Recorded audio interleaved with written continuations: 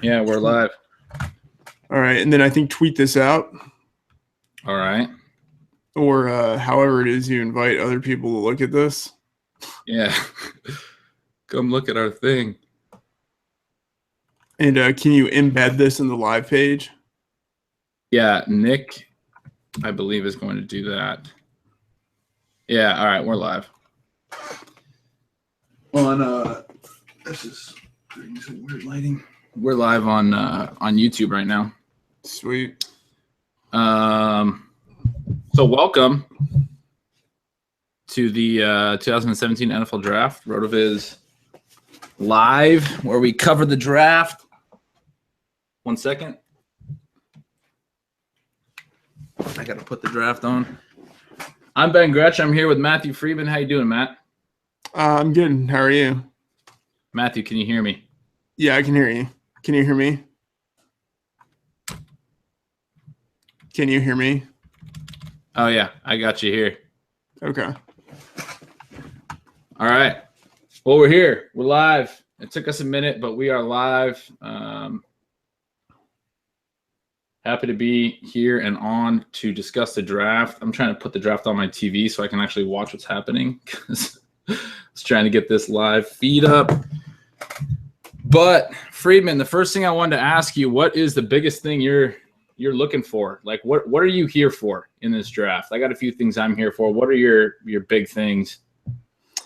So I guess round one, I will be curious to see how early the running backs go and how many of them are drafted. And then also I will be curious to see if Corey Davis makes it in the first round. There's been some talk that he could slip into the second round. Mike Williams, I'll be interested to see if he's a top 10 guy. There's talk that John Ross could potentially be drafted ahead of him. So all of the position players I'll be interested to see. And then also Trubisky, I'll be interested to see if he's a top 10 pick. I bet he probably will be, but there's always the potential he could slip down to pick 12. And I'll be curious to see especially what the Browns do, not just at number one. It looks like they're going to take Garrett, but to see what they do. Do they move up from 12? Do they hope that someone slides to them at 12? Like the Browns, I think, are really they're the team that I really want to see. Yeah, they're going to be interesting. I mean, 2 picks in the top 12 picks is obviously pretty interesting. I think we should probably be expecting to see Garrett go here first. Right.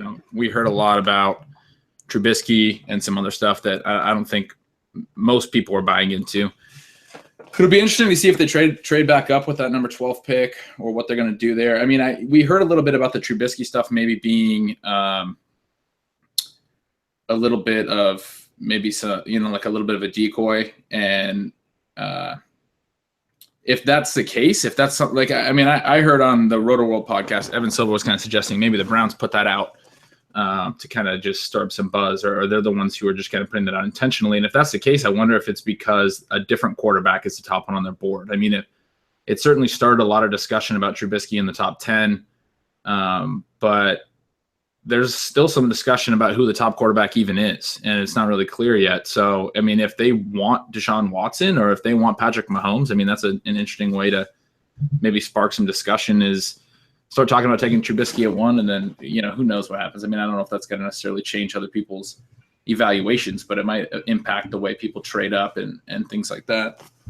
Yeah, I will be curious to see, talking about quarterbacks, what the Cardinals do at 13, because there has been some talk about them being linked to Mahomes.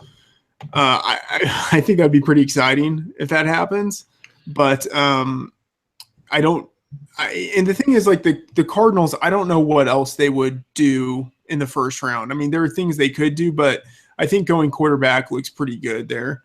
Yeah, I don't know. I think I'm higher on Mahomes than some other people are. So I don't think it's outrageous for him to go 13th, but I think some people might think it is.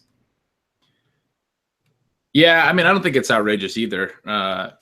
It is interesting. I mean, we've seen some similar guys like that rise up and go in that range. I mean, a few years ago, Blaine Gabbert comes to mind. Christian Ponder comes to mind. I think he went like 12th or or something like that. You have guys like that coming into the draft we're talked about as maybe being low end first round guys. They kind of went a little higher than anticipated. I remember Ponder being one that could maybe have fallen into the second round, and then he went something like 12th, somewhere in the first half of the first round. And it is, I don't know if this class is as talented as some of the previous classes. I mean, I don't think anyone really believes that it is. So it's kind of an interesting debate as to whether obviously it's the most important position to fill, as to whether you should use that pick there, in the top half of the first round to try to fill a position in, a less impressive quarterback class, as opposed to, going somewhere else. Yeah, I think Mahomes is Derek Carr. That's the player I think, at least in terms of my analysis, that's the guy he seems most comparable to, just in terms of types of offenses that they were in, their capabilities. Although I think Mahomes is probably a better runner, and Carr was, I believe, right, a second round pick. Mahomes, I think, does have a chance of going in the first round, but I think if he turned into Derek Carr, that would be, pretty desirable. Yeah, definitely. Hey, I'm not. We got 9 viewers right now. I don't know how they're finding us, because I'm not sure if we've tweeted this out yet. Yeah. I'm going to try and do a little bit of the back end stuff while this is still starting. Mm-hmm. Yeah. So, I mean, I think also one thing that's interesting will be Fournette and McCaffrey, and exactly where they go, what their landing spots are. I'm not buying Fournette in the top 3. I'm not buying him to the 49ers. If he goes to the 49ers, I would be supremely disappointed with their process there. I generally am pretty high on Mike Shanahan, and it seems like it would be the antithesis of what he would normally do to have someone that high. Yeah. I mean, I think so. I was asking you what you're here for. I think for me, what I'm here for, I mean, I'm here to laugh at whoever decides that they think they need to take a running back in the first round. Frankly, I mean, top 3 is insane to me. I think even 4th is crazy. And we saw Ezekiel Elliott last year, and it seemed like a success, but Dak Prescott was a success as well for the Cowboys last year. Who had the more impactful season on their win-loss record? It's tough to say. I mean, statistically, I think a lot of people think that Ezekiel Elliott did, but I think probably it would be kind of unfair to the quarterback position and what we know about the quarterback position to not consider how impactful Dak Prescott was. But I don't know. I think he's got his due as well. But anyway, the point that we're discussing obviously is the first round running backs, and that is something that I'm not. I'm not game with. We had a little discussion in the RotoViz Slack channel earlier today, where we were talking about. I brought up whether or not if a running back had the type of pass game value that they could accumulate enough pass game value, would they be worth a first round pick? And specifically, I was talking about Christian McCaffrey, but we're talking, the Le'Veon Bell, the David Johnson type workload, because obviously the pass game is significantly more tied to a win-loss record than the running game.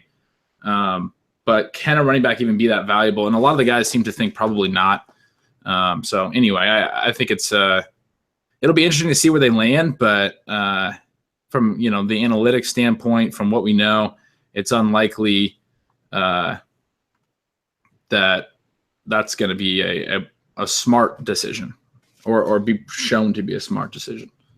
Yeah, so let's think a little bit, and obviously this has some kind of hindsight bias built into it, but let's say someone like Le'Veon Bell or David Johnson, if you had to do their drafts over, would they be first-round picks? Yeah, I mean, that's a really good way of posing that. I mean, that's kind of the question I was asking as well. I think for David Johnson, based on how much he meant in the receiving game for the Cardinals, because really, like, the argument against running backs is the running game doesn't have as much of an impact on the win-loss record and success as the passing game. I mean, it's just, and it's not even really close. But if a running back in this new era where we see way more shotgun formations is an extremely good route runner, is catching a ton of passes, is getting 100 or 120 targets like David Johnson got, is potentially really good in pass protection, which can, I mean, obviously we think offensive line and protection matters a lot in helping QB play and in helping an offense in general. And if a running back is that 6 offensive linemen stepping up and really good in pass protection, what type of value does that bring?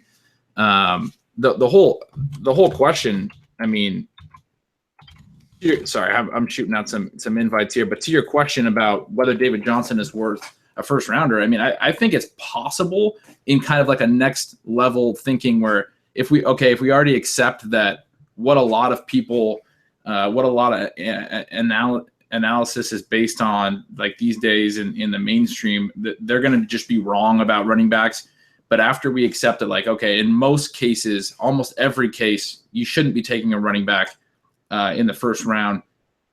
Can we now think, okay, well, is there a different way that in the modern NFL, through the passing game, through pass protection, through receiving, that maybe that position is going to become valuable again in the NFL? And then, I don't know, it's a long way of getting back to your question about David Johnson. I think probably he is worth a late first round pick. I mean, there's a big difference between an early first round pick and a late first round pick, but I know that seems crazy to a lot of listeners probably to hear that about David Johnson, because immediately you would think, okay, he is a first round pick because of how good he was in fantasy football and everything else. But that type of production at running back just doesn't tie to wins and losses generally. Yeah. So another way of thinking about this is that if you are placing a lot of the burden for like first round status on a running back's ability to contribute in the passing game, then it seems like rushing ability is a little less important, and the number of rush attempts per game for that guy would be less important, which seems like someone like Reggie Bush, like in the old days or something like that, like might have been worth or I wouldn't say worth more, but like a more worthy or maybe a higher floor first round pick. Like, I think that does say maybe something about Christian McCaffrey, because if the idea is that a guy's ability to contribute in the running game doesn't matter so much, and his ability as a pass catcher is what matters more, I think that that benefits McCaffrey versus someone like Leonard Fournette. Or even Dalvin Cook. Not that Dalvin Cook's a bad pass catcher, but I think McCaffrey is a much more complete receiver. And also one thing to keep in mind, I know that people don't think of McCaffrey as really having the workhorse type of potential in the NFL, but and this is coming off of a study that Fantasy Douche did years ago. One of the number one predictors of a guy's fantasy potential in the NFL is really just the number of carries he had in college. And McCaffrey was used substantially Heavily, as a runner. And so that's one of the reasons why it's actually hard to find a very satisfying comp for him, or a group of comparable players, because there are not many players his size who are good receivers and good runners. So you could compare him to someone like Reggie Bush, who's kind of like fits in that size, although obviously McCaffrey wasn't as fast as Reggie Bush, but he and Bush were similar in that they are fantastic pass catchers. But McCaffrey, on top of that, was a much better runner. So it's hard to find a good comp group for him. The player I think he's most comparable to is LaShawn McCoy as a prospect, just in terms of size, good athleticism, but not great straight line speed, but a good balance of rushing capability and receiving capability. That's Christian McCaffrey compared to LaShawn McCoy? Yeah. Yeah, that's interesting. I like that. I think McCoy is an extremely agile running back. I mean, I remember when he was young, I used to like compare him. Well, not compare him, but say basically he's the closest thing that I can remember to like a Barry Sanders, because he had these little. I mean, his Twitter handle's cut on dime or whatever it is. I mean, that's kind of his little thing. But that's what we saw from the testing with McCaffrey and whatnot. But I think as far as a pass game, I would hope that McCaffrey can maybe be even a little bit better of a pass catcher than McCoy. I mean, McCoy's a good pass catcher. Yeah. Yeah. I mean, McCoy, like back in the Andy Reid days, McCoy was a great receiving back, right? He was basically Brian Westbrook part 2. Yeah. But, he just hasn't been used in that capacity. But I agree. McCaffrey, where he has the edge as a prospect on McCoy, he exhibited more agility. Hey, it's Kevin Cole. What's going on, guys? Kevin, how you doing? Good. Just waiting for this Mitch Trubisky pick. There it is. It's in. Myles Garrett. Hey, so I wanted to get your thoughts actually, because I know early on in the kind of the process, you were a little bit higher on Deshaun Watson. Obviously, the velocity stuff came out, and I know you're really interested in the Browns and what they're doing with the analytics movement. Where did you end up with your quarterbacks? Like, are you still liking Watson more, or who's your number one? It's kind of a toss-up for everything except for when you throw in that ball velocity, which you had mentioned. Mm-hmm. I think that is a pretty big component. I mean, I liked both Mahomes and Watson. They kind of pass. I have some screens for guys that I like, a longer playing history. So both of them were a starter for basically 2.5, 3 years. Both of them averaged over eight adjusted yards per attempt. And both of them have at least some rushing ability. Obviously, Watson has a bit more. They both have good size. So I think they both fit all those different metrics. Now with Watson, who knows what's going on? I mean, maybe they put him, they give him the radar gun treatment when they do these personal workouts and other stuff, and he'd done it quite a bit better. But that alone probably has me leaning more towards Mahomes, and we'll see what the Browns do at 12, because I think that's a real option for them at 12 if they're looking at it at that point. So do you think obviously there was all this discussion about them liking Trubisky. If Trubisky falls to 12, say all three of them fall to 12, which is probably unlikely or almost certainly unlikely, but if they went with Trubisky, do you think that's a little bit of a stretch from kind of like the analytics mindset? Yeah, I mean, like I said, a lot of the major principles, like just having a larger sample. Obviously, Trubisky with his 13 starts doesn't fit that. Right. But beyond that, we have something that really hasn't got a lot of attention, is the fact that Football Outsiders updated their Cubase quarterback projection system, and he's not there anymore, but the guy who developed this a couple of years ago and had been updating it, Andrew Healy, now works as the senior strategist for player personnel for the Cleveland Browns. Right. And in that system, Mahomes came up as having the top score. Trubisky was actually a little bit better than Watson, because Watson was being held down by the fact that he has a first-round wide receiver in Mike Williams, although that's a little bit weird because Watson actually had better numbers a year ago when Williams didn't even play. But Mahomes got the best score, and this is including the fact that they were using these Scout Inc. Ratings in lieu of draft position, and I think Mahomes was in the 40s according to that. So clearly he's going to go earlier than that. So you combine all those things together, and Mahomes was already seen as being better than Trubisky, and he would be quite a bit better according to a model that was actually developed by someone working for the Cleveland Browns. So all this Trubisky talk, I think the Browns maybe just aren't saying anything to anyone, and people are letting their imaginations run wild, and one person reports Trubisky because of the obvious Ohio connection, and then it's just become the word after that is that they want Trubisky. Who knows? We know about these different sources in the NFL, whether anyone even has any clue what they're going to do. Right. Looks like we have a trade already. You guys seeing this? It looks like the Bears traded up to number 2 when they have number 2 and number 3 now. Which is I'm not seeing that. I just saw. They're moving up one spot. They're probably not. Oh, yeah. Yeah, I really don't. Are they moving up one? They're moving up one spot. The bottom scroll right now has them at 2 and 3. So I don't know what this trade was, but it also says they're on the clock on the screen as well. Yeah, so. I see that now. Yeah, my feed unfortunately is a little bit delayed because I'm streaming it, but yeah, it looks like they may have moved up from maybe a second round and used future picks or whatever. I'm sure this was a huge package if they didn't. I don't know how you could do that. Like you'd have Right. to so many picks in order to do that. The whatever the details are that come out about this trade, they're going to be really interesting to look at. Because the Bears didn't have another first-round pick this draft, did they? I don't think so. The Titans. I mean, I thought the Titans were somebody like if the Browns ever wanted to move down, but the Titans don't have a second-round pick this year, so it'd be kind of weird for them to trade it because they traded that to the Browns last year as part of the trade up from 15 to 8. I just consider this part of John Fox's master plan to screw over the Chicago Bears even more. Well, maybe he really does want one of these quarterbacks. They've been, a lot of people are talking about Chicago and a quarterback. So maybe he wants to go defender and quarterback, and then just Super Bowl basically. So I think almost certainly you got to imagine one of these two picks is going to be a quarterback. I mean, I don't think you make this trade without that in mind. But then, who's the defender? I mean, there was a lot of talk about Solomon Thomas. I think Thomas most guys for have him. Right.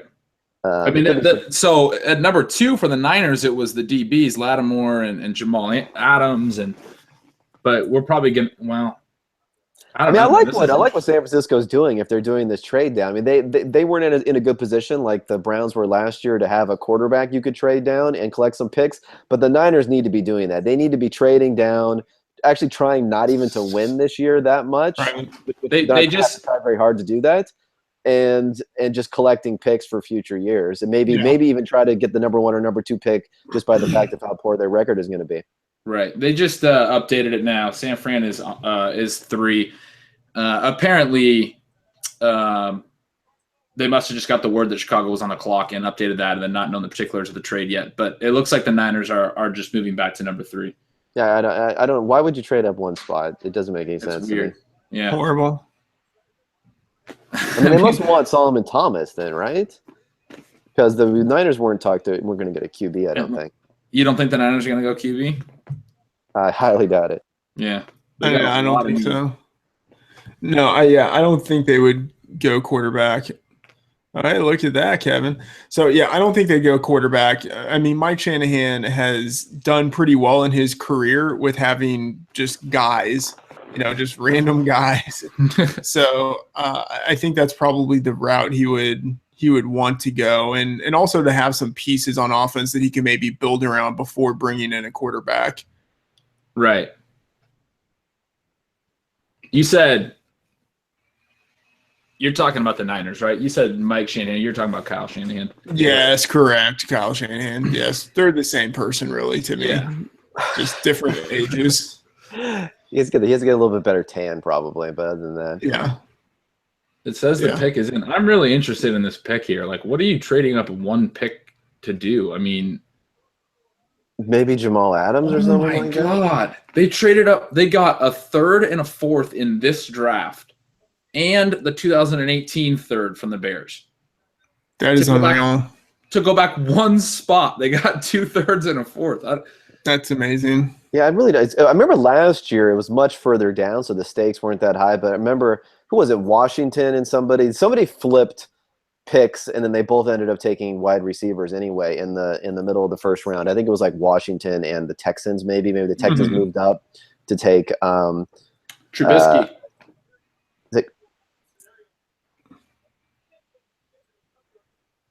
Trubisky at number 2. Kev, are you? That's an interesting one. I mean, a lot of people were pointing to a quarterback for them. Yeah. But I mean, see, now it really makes no sense. It's one of those things where, okay, if you're like, okay, here's it's kind of like when people say, Garoppolo is good or not, whether or not they're willing to trade them. Well, whether or not San Francisco is going to take a quarterback by whether or not they're willing to trade with you, right? Right. I mean, Absolutely. And you had him so far ahead of any other potential pick here that you're willing to give up 3 third or fourth round picks. I memean, mid-round picks. Those are valuable picks. I mean, especially 2 thirds. The only other thing that could be going on here now. So here's what happens.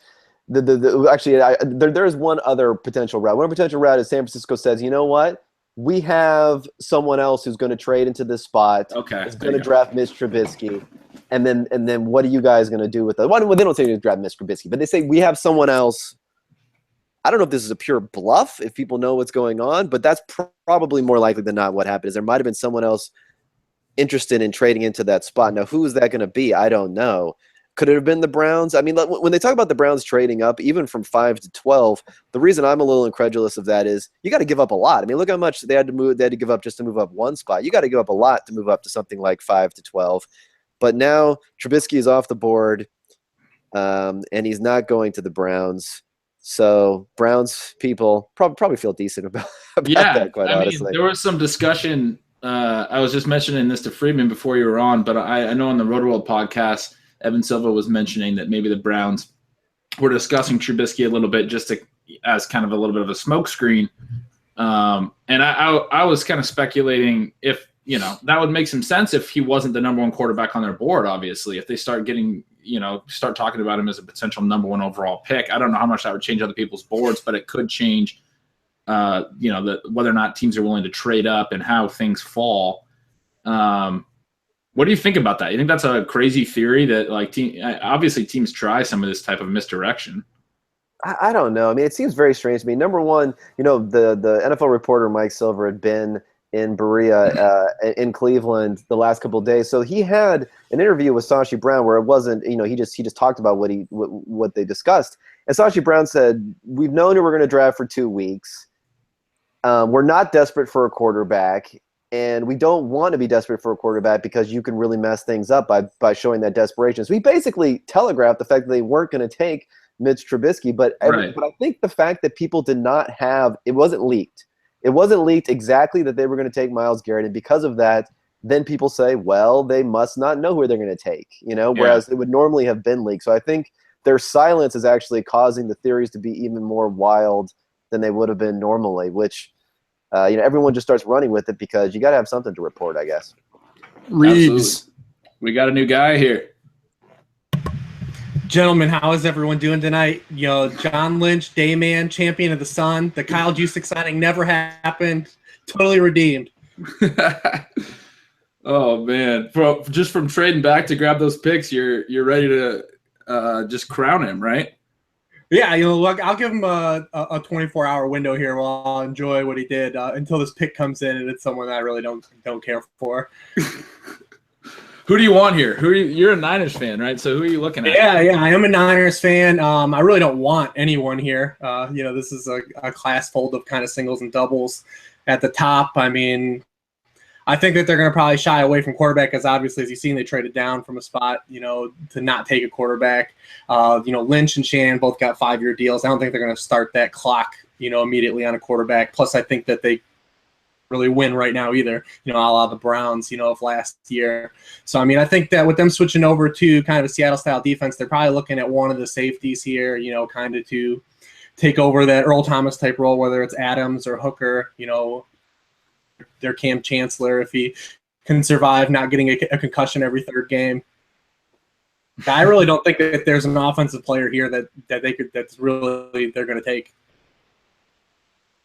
So you think it's going to be defense? Yeah, I would think so. I mean, I think when you got a guy like John Lynch, he's probably going to start off with what he knows, especially, some of the safety position. So I would assume that's the case. Yeah.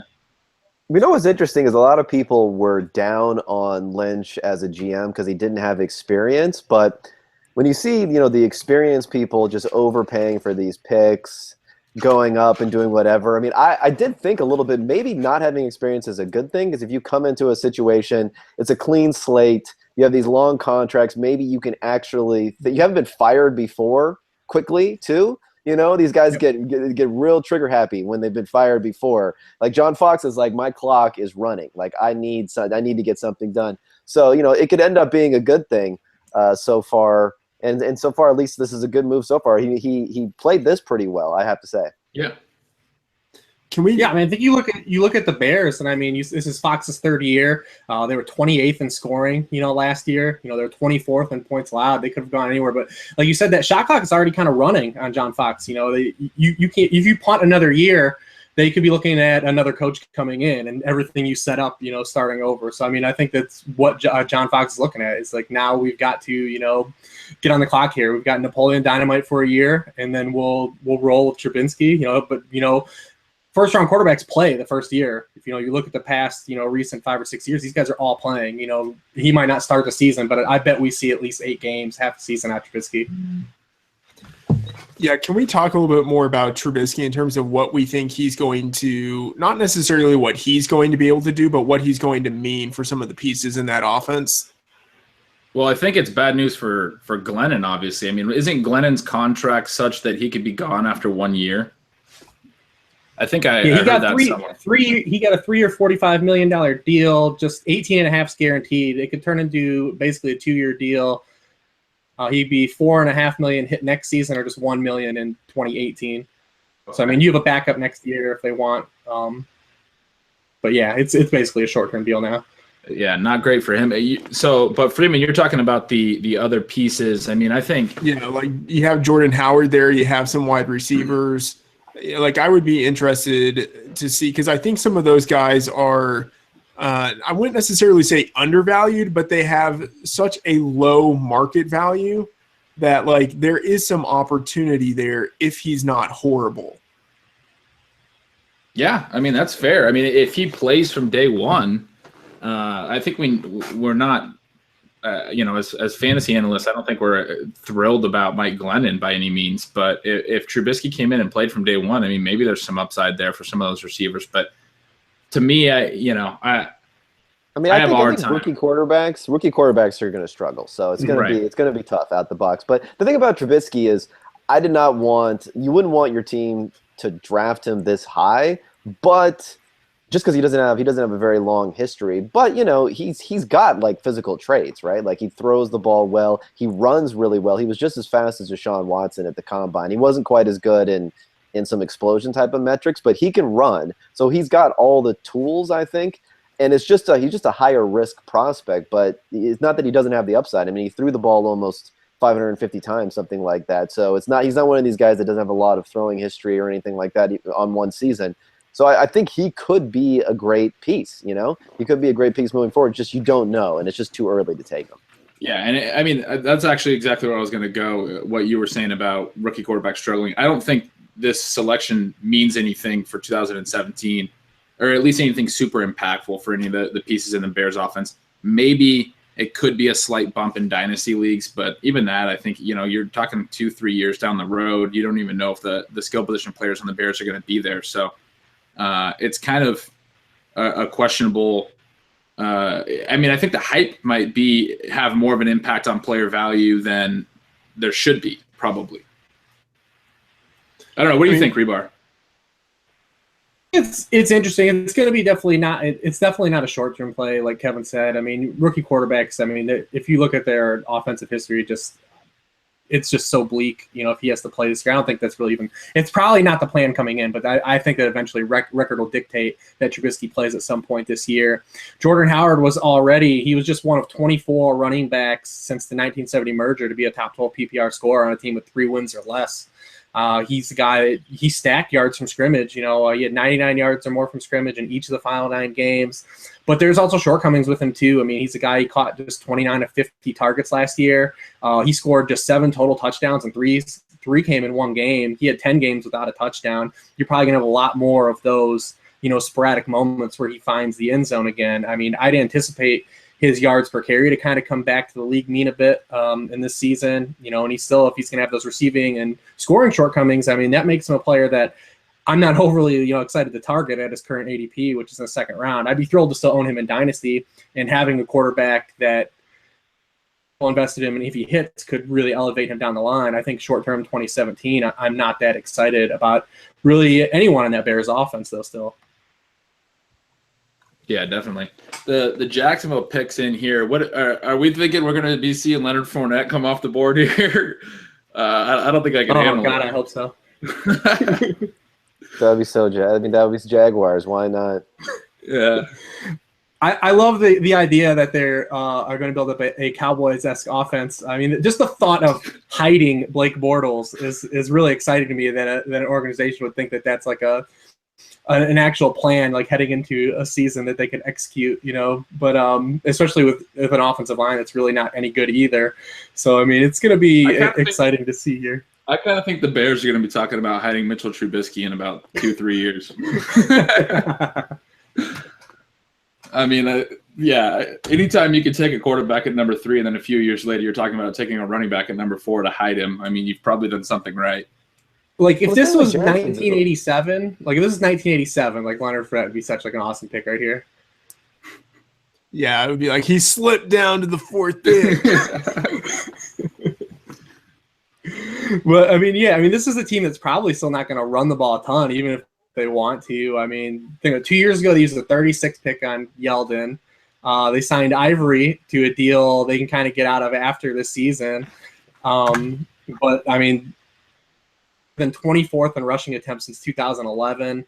I mean, do we really think that adding Leonard Fournette at pick 4 to hide Blake Bortles is going to turn them into a team that has immensely positive game script, no matter how good the individual pieces on that defense are? I mean, their defense was still really good last year, and they still weren't just in a wealth of negative game script and couldn't run the football. I think you're going to see something maybe a step above that, but it's still not. They're going to make like a Raiders like esque step, from 2015 or 2014 to 2015, but it's still a work in progress there. I don't think they're going to get there this year. And adding a guy like Leonard Fournette, that's kind of what we would deem kind of like a 2-down back or one-dimensional is not the answer for a team. He's like what you would answer like if you thought you were like one player away from doing damage, and that's not going to be the case at Jacksonville. Rich, quick question here: who, like out of the running backs, do you think is a good fit with any of these teams in the first round? So like, say like maybe the earliest, if it's like, yeah, okay, I think McCaffrey at 8 to the Panthers would make sense, or whatever it is. Like where is that pick for you where you think pick in the first round a running back, it's not a horrible idea? Yeah, I mean, I think McCaffrey fits a lot of what just today's NFL is about. I mean, you guys were talking earlier in the show about his workload and how he's more of a guy. I think that he's what like everyone like still dreams Duke Johnson can be, and him coming out of college. I think that's what Christian McCaffrey. Oh my God, they did it! Really is. Yep, there we go. Oh my God. Well, this is the flip side of when I said that with Lynch coming into San Francisco, you might be optimistic because you didn't have one of these old school curmudgeons, and Tom Coughlin just coming there. First of all, I mean, how I hope he doesn't fumble anytime in the first week or two, because then the psychological warfare begins from Coughlin, probably from all the way up from above. Yeah, I mean, the Yeldon pick too. We're talking about an early second round pick. This is like a very high value pick. It's incredible. And plus, this was a team that was known for quote unquote being an analytical team. Because the owner's son liked to quote PFF a lot, but they're not following it in the least bit. I mean, everything they've done this offseason, from bringing Coughlin to hiring Marone, it's just all this just old philosophy. Like I said, if you think you have to hide Blake Bortles, then he's already not the answer. I mean, I don't think they picked up his option, correct? Like they didn't pick up his 5th-year option, did they? I didn't see it. I didn't see anything about it yet. Yeah, so I mean, you're walking into him in a walk year now, where you're basically saying you're going to try to basically hide him, and so you're basically kind of saying he really isn't going to be the answer. And where are you going to be in the same spot next year? Which maybe that's the goal. They think they're going to have Leonard Fournette in year 2 and 3 when running backs, kind of either going to give him 300 touches and then he'll be ready to go when this organization takes off. I don't really think that's a great plan either. I mean, they have a strong defense. They have a lot of playmakers on defense, but that's all I got to say about it. I mean, everyone loves. Okay, I haven't really dug into enough to see quite honest. I mean, everyone loves what they've done on defense, but you're just signing a bunch of free agents, right? I mean, other than some of the draft picks they've had, free agents. The reason they generally are not good is because they were playing particularly well that year. That's why they're a big free agent, and then they just end up regressing back. So I don't know, man. It's a very expensive way to do business, and also you're by definition buying high on a lot of guys. That's fair. Do we think that Leonard Fournette?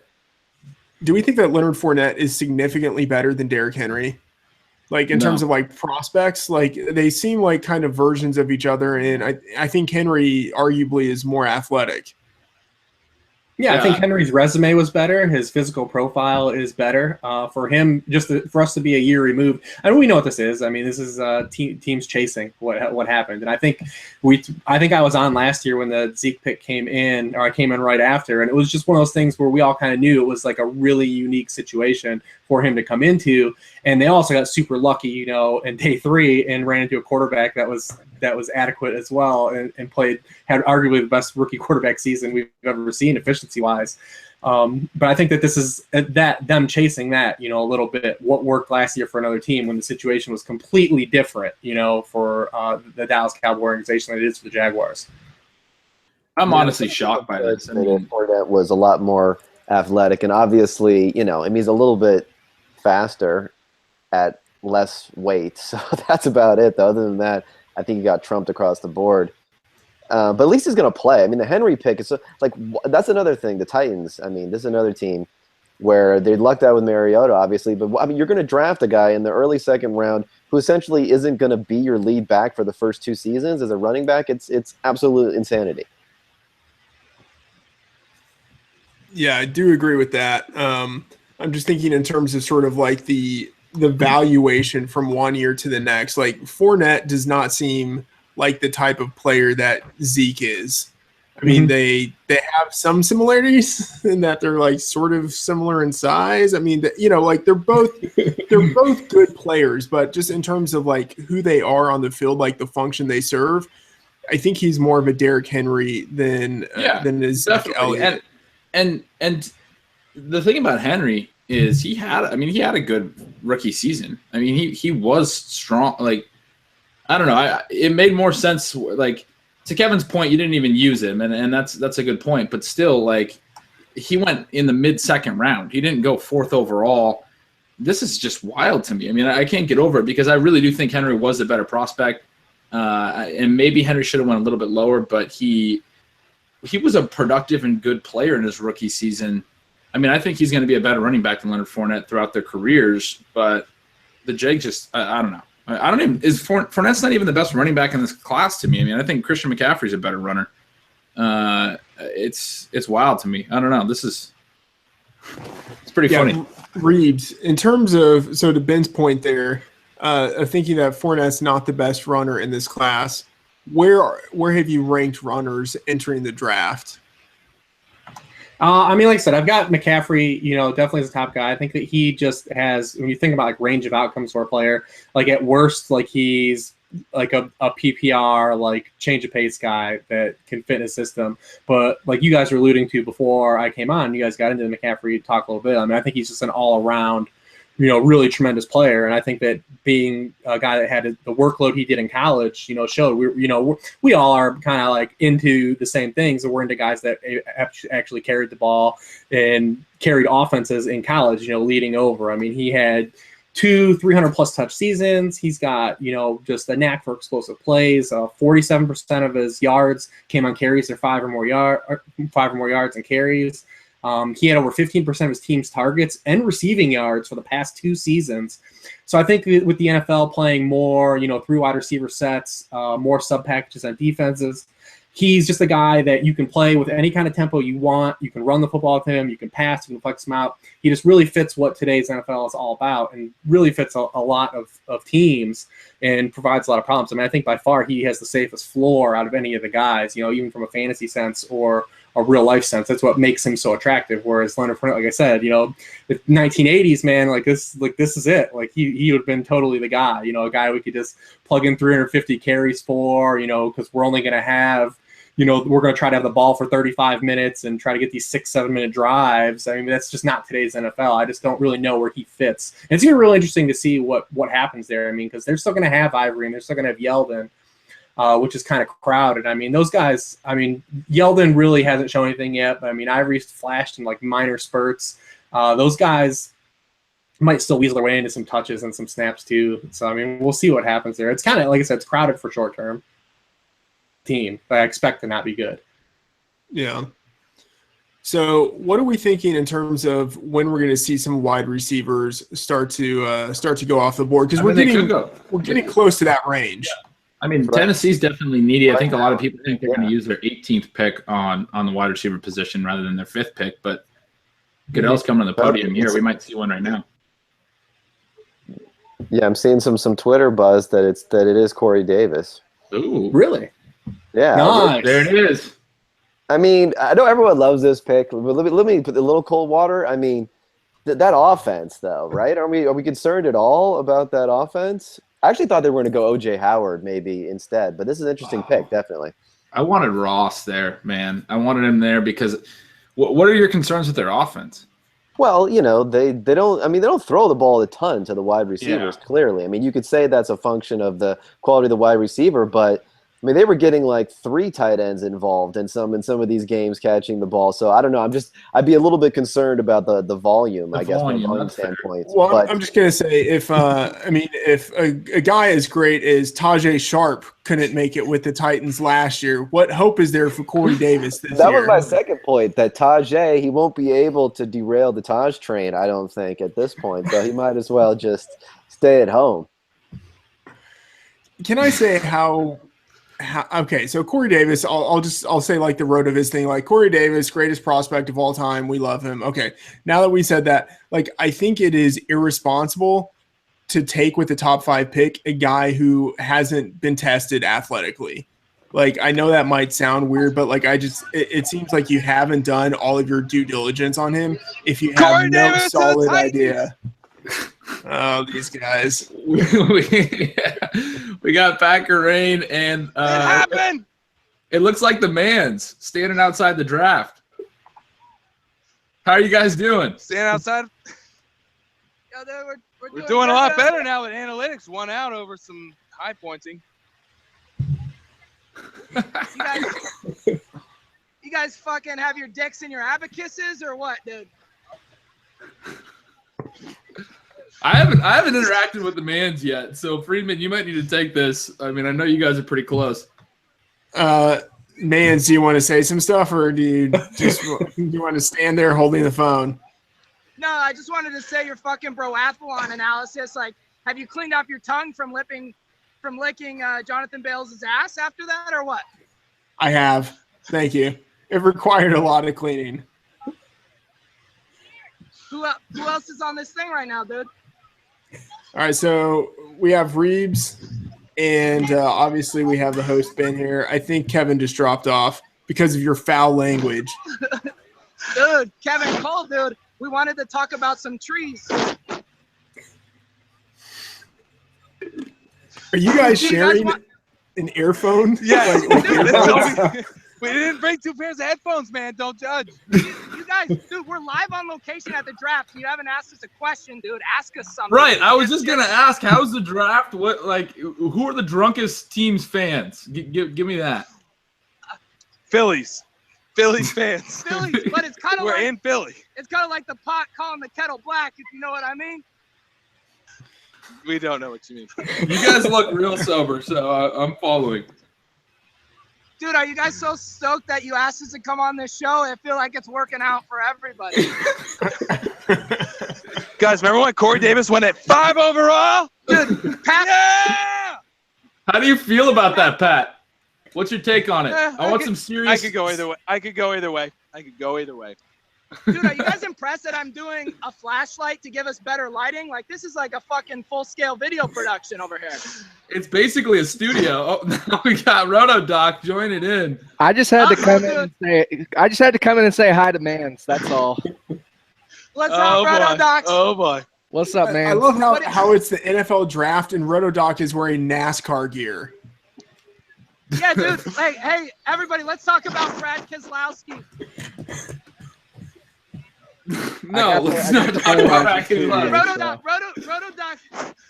Shut everyone Hey, down. RotoDoc, everybody wants to talk about Leonard Fournette, and this guy's talking about Landon Castles right now. What the fuck, dude? We're gonna talk about some Leonard Fournettes right now. I'm trying to get. I wonder.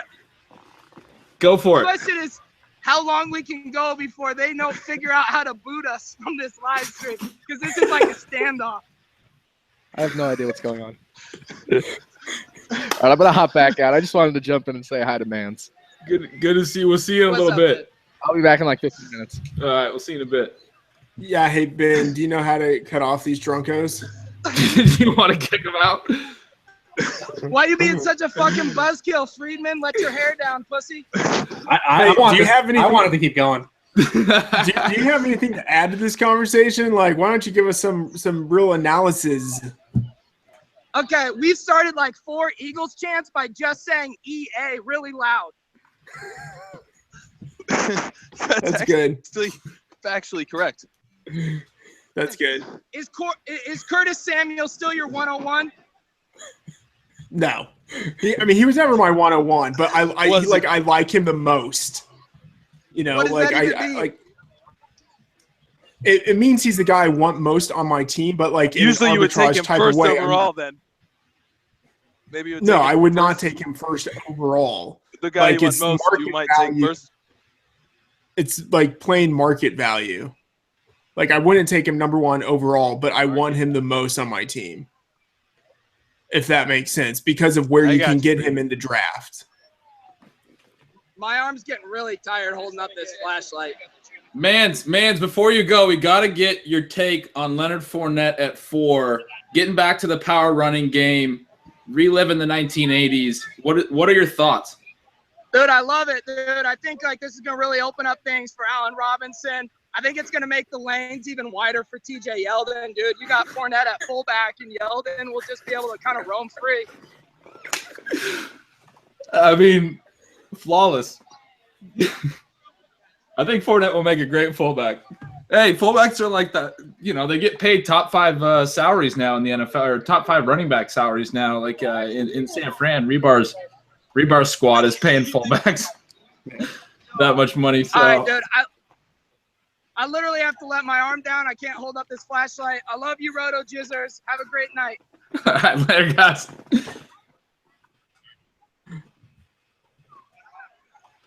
That was fantastic. No one comes in hot like the Mans, man.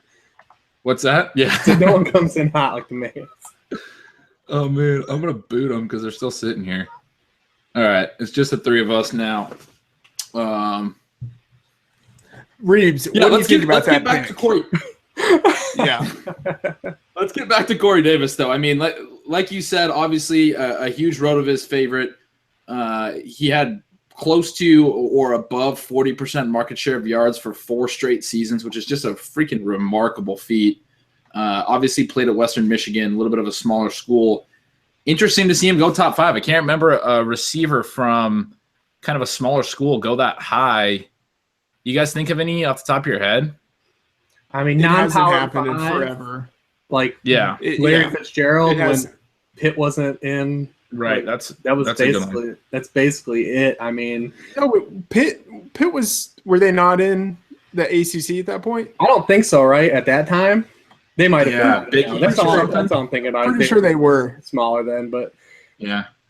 yeah. But I mean, I mean, the there's closest no one we else. would That, have there's no one else that really comes out to me though. the Right. closest we would have gotten, I think, is if Randy Moss had been drafted where he should have been drafted. yeah, that's a good But- point. I mean, clearly he was successful out of a small school. I mean, where he was drafted isn't probably necessarily as important. Jamal Adams just went number 6 to the Jets, so happened. But yeah, I this is interesting. The Davis thing. I mean, the more I'm thinking about it, I really want Ross to go there because I felt like Rashard Matthews and Tajay Sharp, Delaney Walker could kind of control the short to intermediate part of the field. They have Murray and Henry. And then Ross would be a guy that could take the top off the defense and then kind of round out their entire receiving core. But Davis, we don't know how fast he is because he didn't run, of course, but he seems like fairly fast on tape. I mean, we're not going to really get into all the tape grinding stuff, but Rebar, do you think he's a guy that can kind of take the top off the defense in a way that maybe Rashard Matthews, Tajay Sharp, those types of guys can't and provide that kind of threat for Mariota? I think that Matthews is a better vertical guy than he gets credit for. That's fair. And I think he showed that in Miami and even last year with the Titans. I think that Corey Davis is more like of a kind of jack of all trades guy, so I think he'll fit in fine with a guy like the Mariota bot. He's probably going to constantly be open. Like Kevin was talking about, though, I mean, it is a lower volume passing offense, and to start off, it will be a little crowded with Matthews and Delaney Walker, and they threw the back slot. So, I mean, but Walker's 33. I mean, Rashard Matthews has kind of always been kind of underrated, the past years. I mean, Rashard Matthews was a really good, like, kind of an underrated prospect too. He's got a really good collegiate resume as well. Just kind of got buried initially to start his career, but every opportunity he's got, he's performed with it the last 2 years. So I kind of think he's still underrated. I mean, this will finally probably be the nail in the coffin for the Tajay Sharp truthers, though.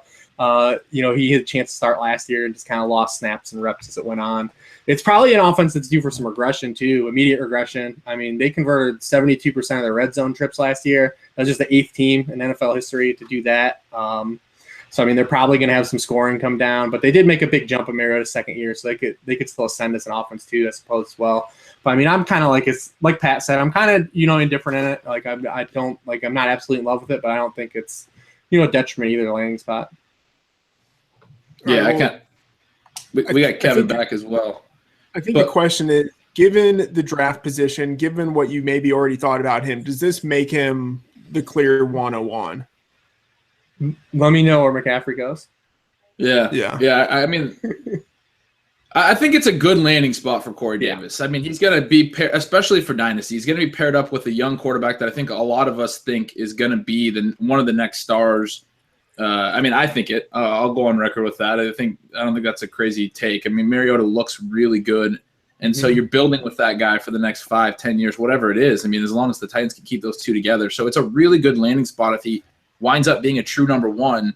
He could have a really strong early part of his career playing with a really good quarterback, and then of course not a lot of target competition, really.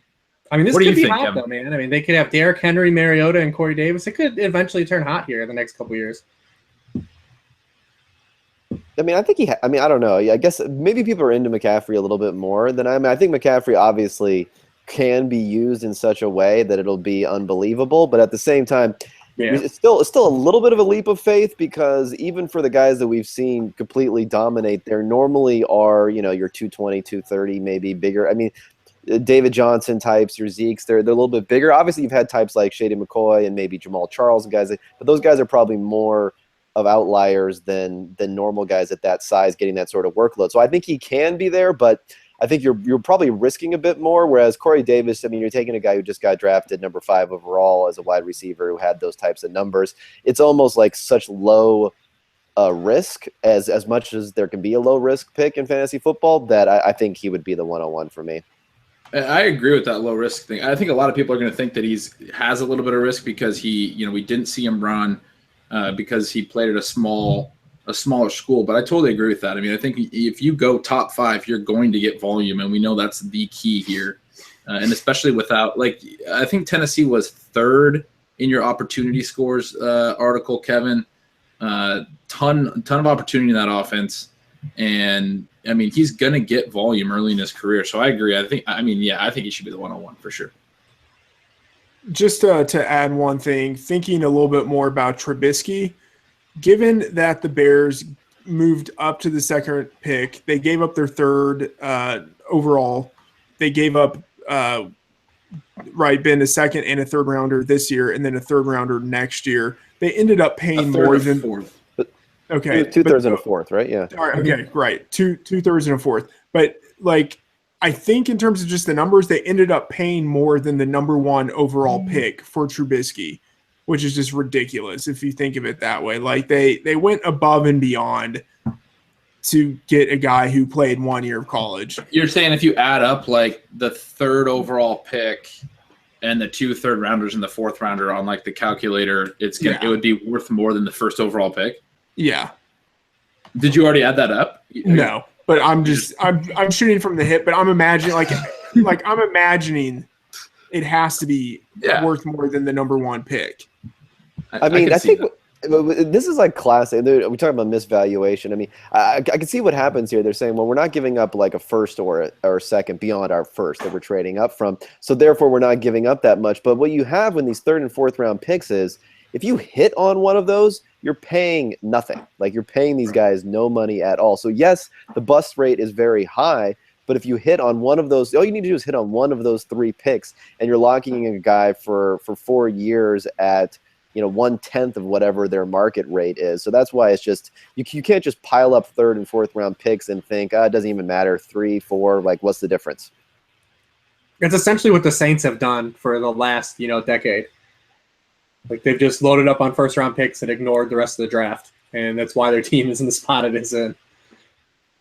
But Yeah, luckily it's kind of the opposite in some ways. That there's a big the big study in draft analytics was called the loser's curse, where it was essentially showing the surplus value that you get over what the rookie contract value is. And for those studies, they actually said that very end of the 1st round and maybe through the 2nd round picks are the most valuable, just because you're paying those guys so much less. If you look at a top 5 pick, they get a lot of money, and then it starts dropping down significantly. I think the difference between the top 5 and top 6 is a $3 million drop over their contract just for one position, and then it goes down further and further and further. So, yeah, it's kind of crazy how the valuation aspect isn't really looked at properly, obviously.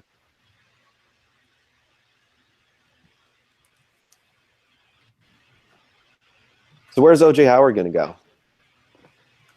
I don't know. Goodell's going up to the podium now, so I was looking over here to see who the Chargers are going to be. Not taking here. Right.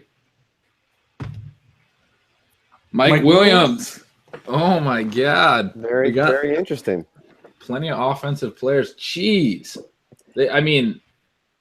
I'm a big Keenan Allen guy. I didn't think that Tyrell Williams and Hunter Henry were going to be near the target competition that people kind of thought, given that when he was 21, 22, he was getting plenty of targets playing alongside Gates, more in his prime and other receivers.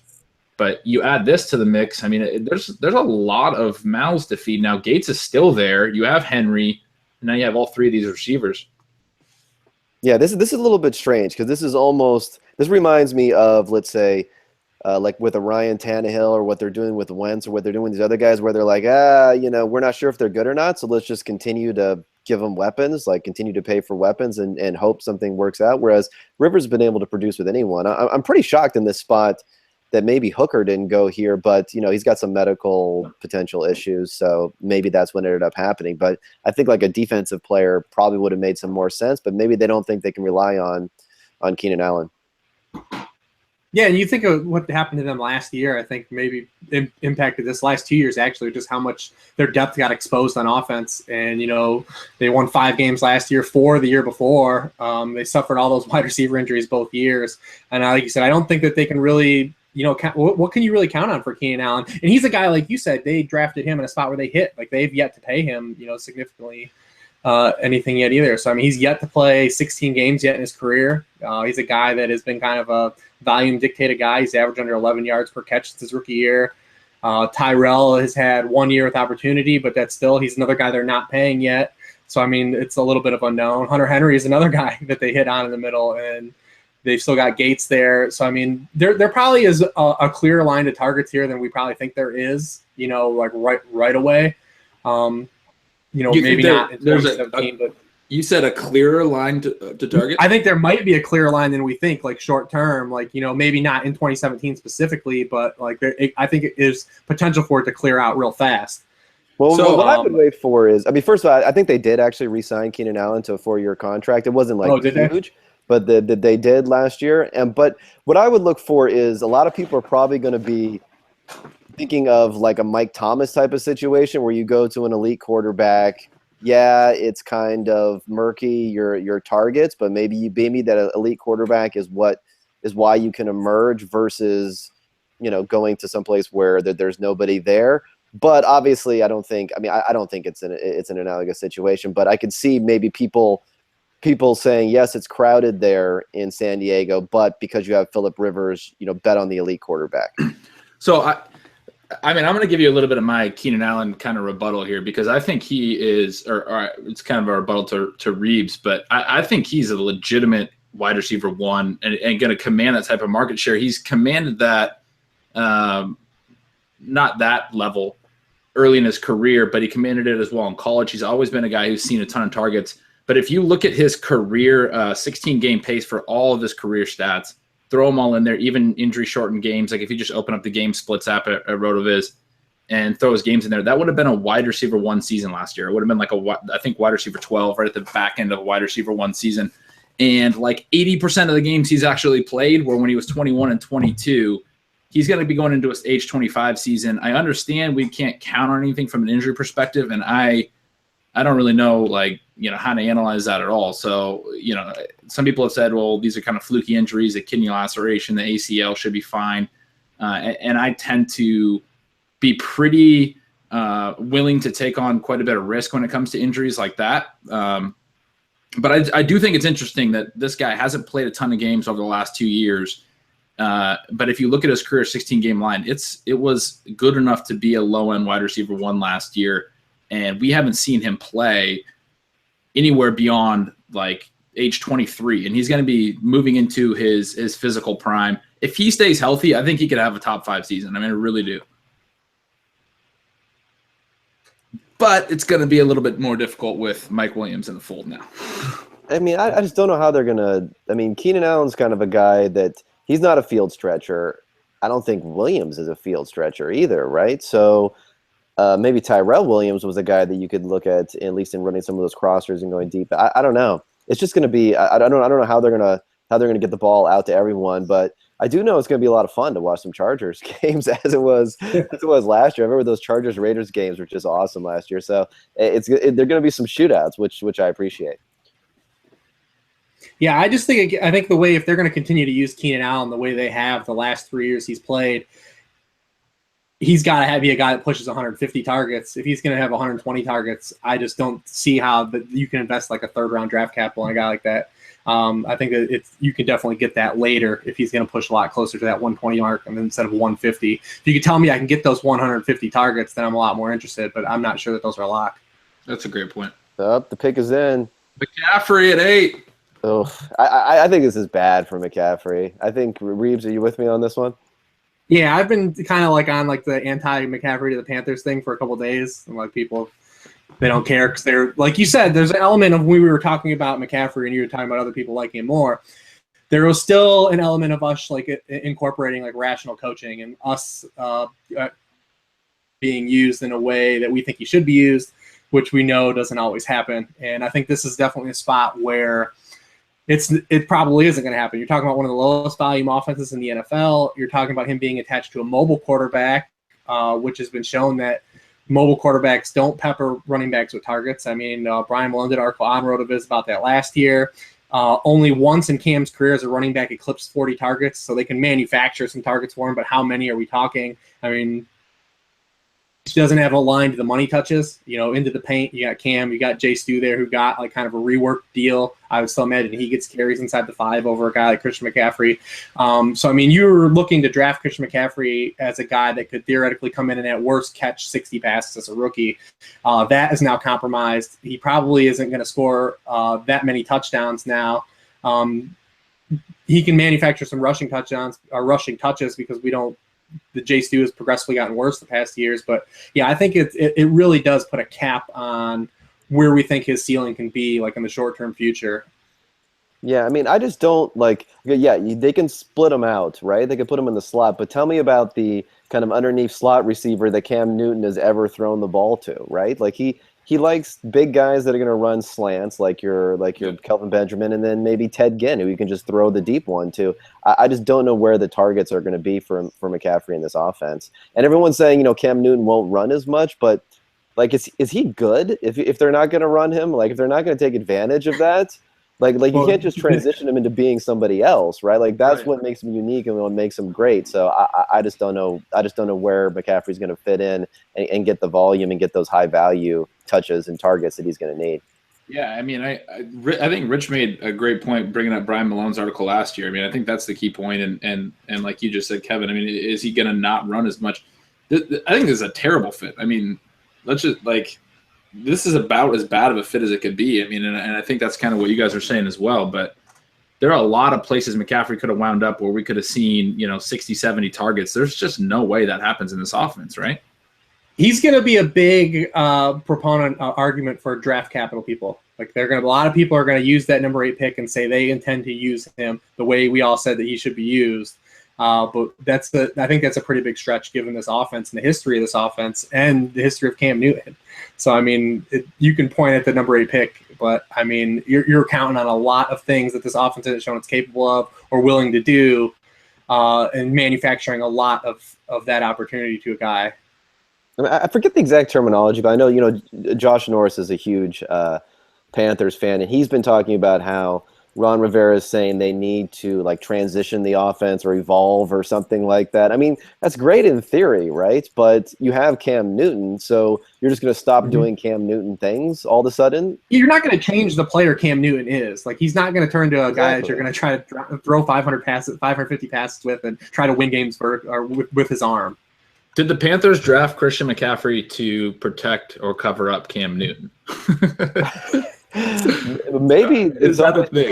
If they're like, rather than Cam Newton run, we'll dump it off to McCaffrey. But I don't know. It's interesting. But I'm actually kind of excited about how this is setting up for the next few picks, because there are guys like O.J. Howard I thought could potentially go earlier just because he doesn't have any major red flags. I think him going to Buffalo has to be a pretty solid option at this point. Yeah. Yeah, I agree. I think, I think it's ridiculous for McCaffrey and Fournette to go this high.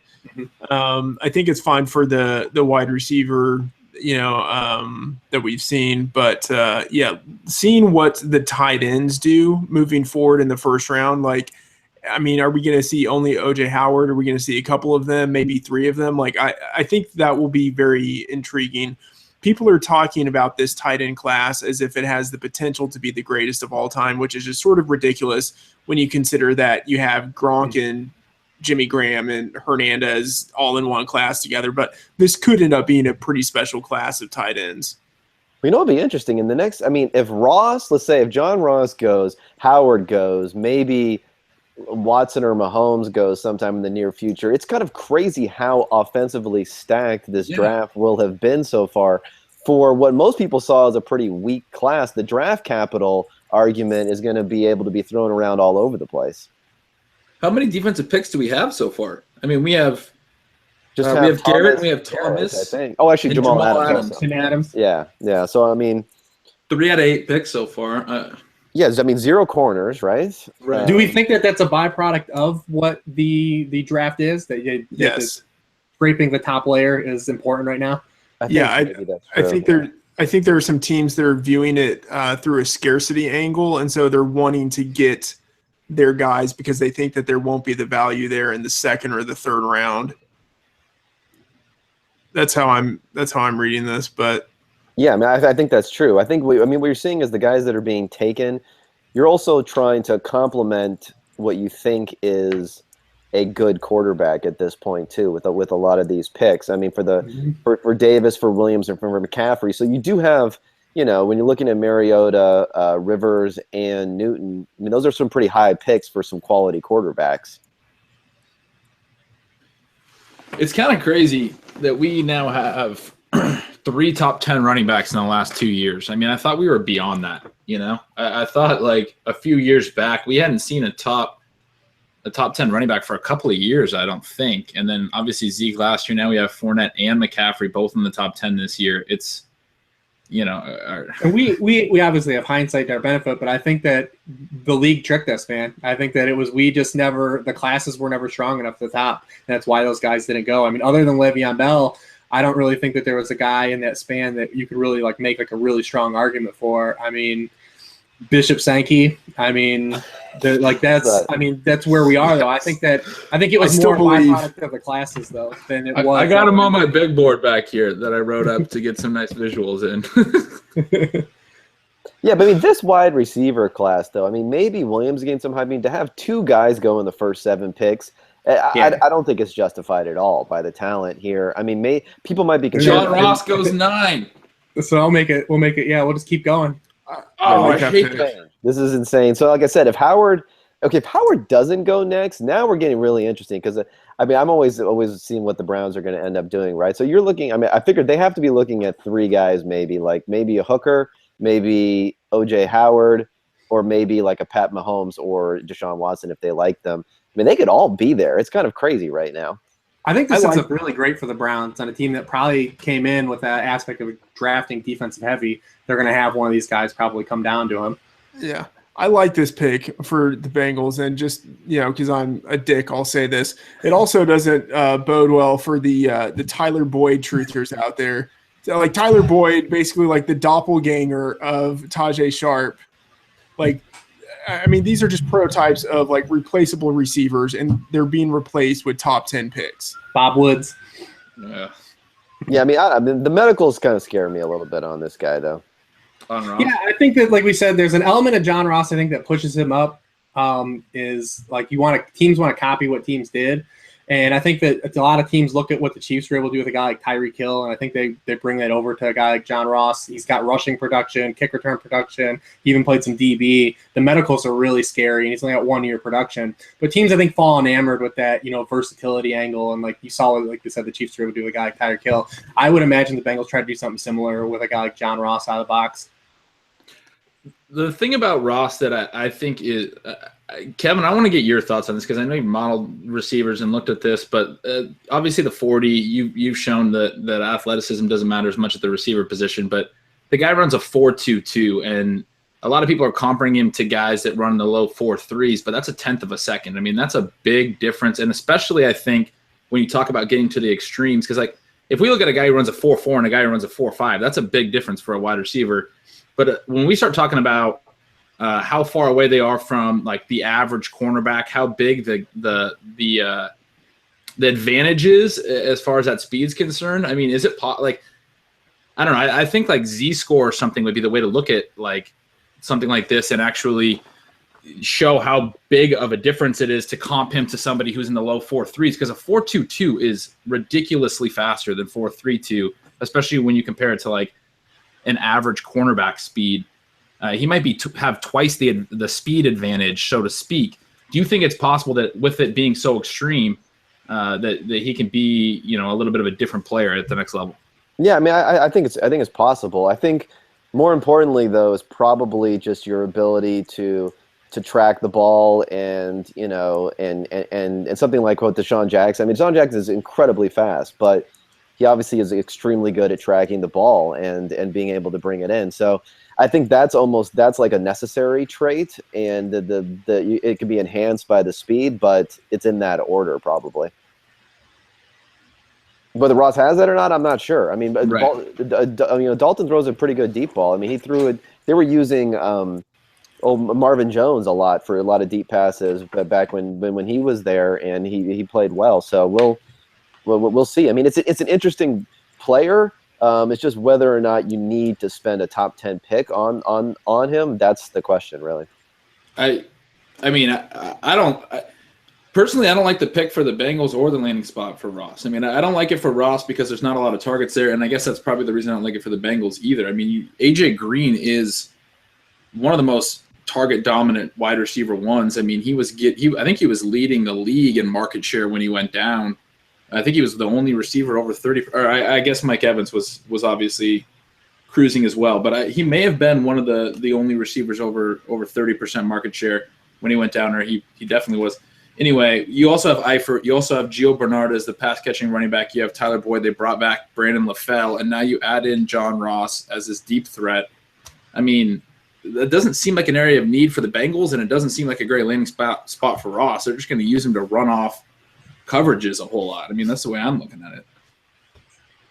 Yeah, I mean it's another team chasing what happened to last year in a sense. I mean, their defense was really good still last year, and they lost games because they couldn't score points. I mean, we kind of had an inkling that they were going to go offense if they could early, whether it was Mike Williams or just by default them Ross now being the third guy left.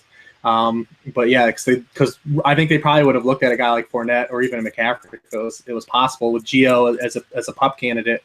He tore his ACL right before Thanksgiving. I mean, I don't think that you can really count on him to start the year.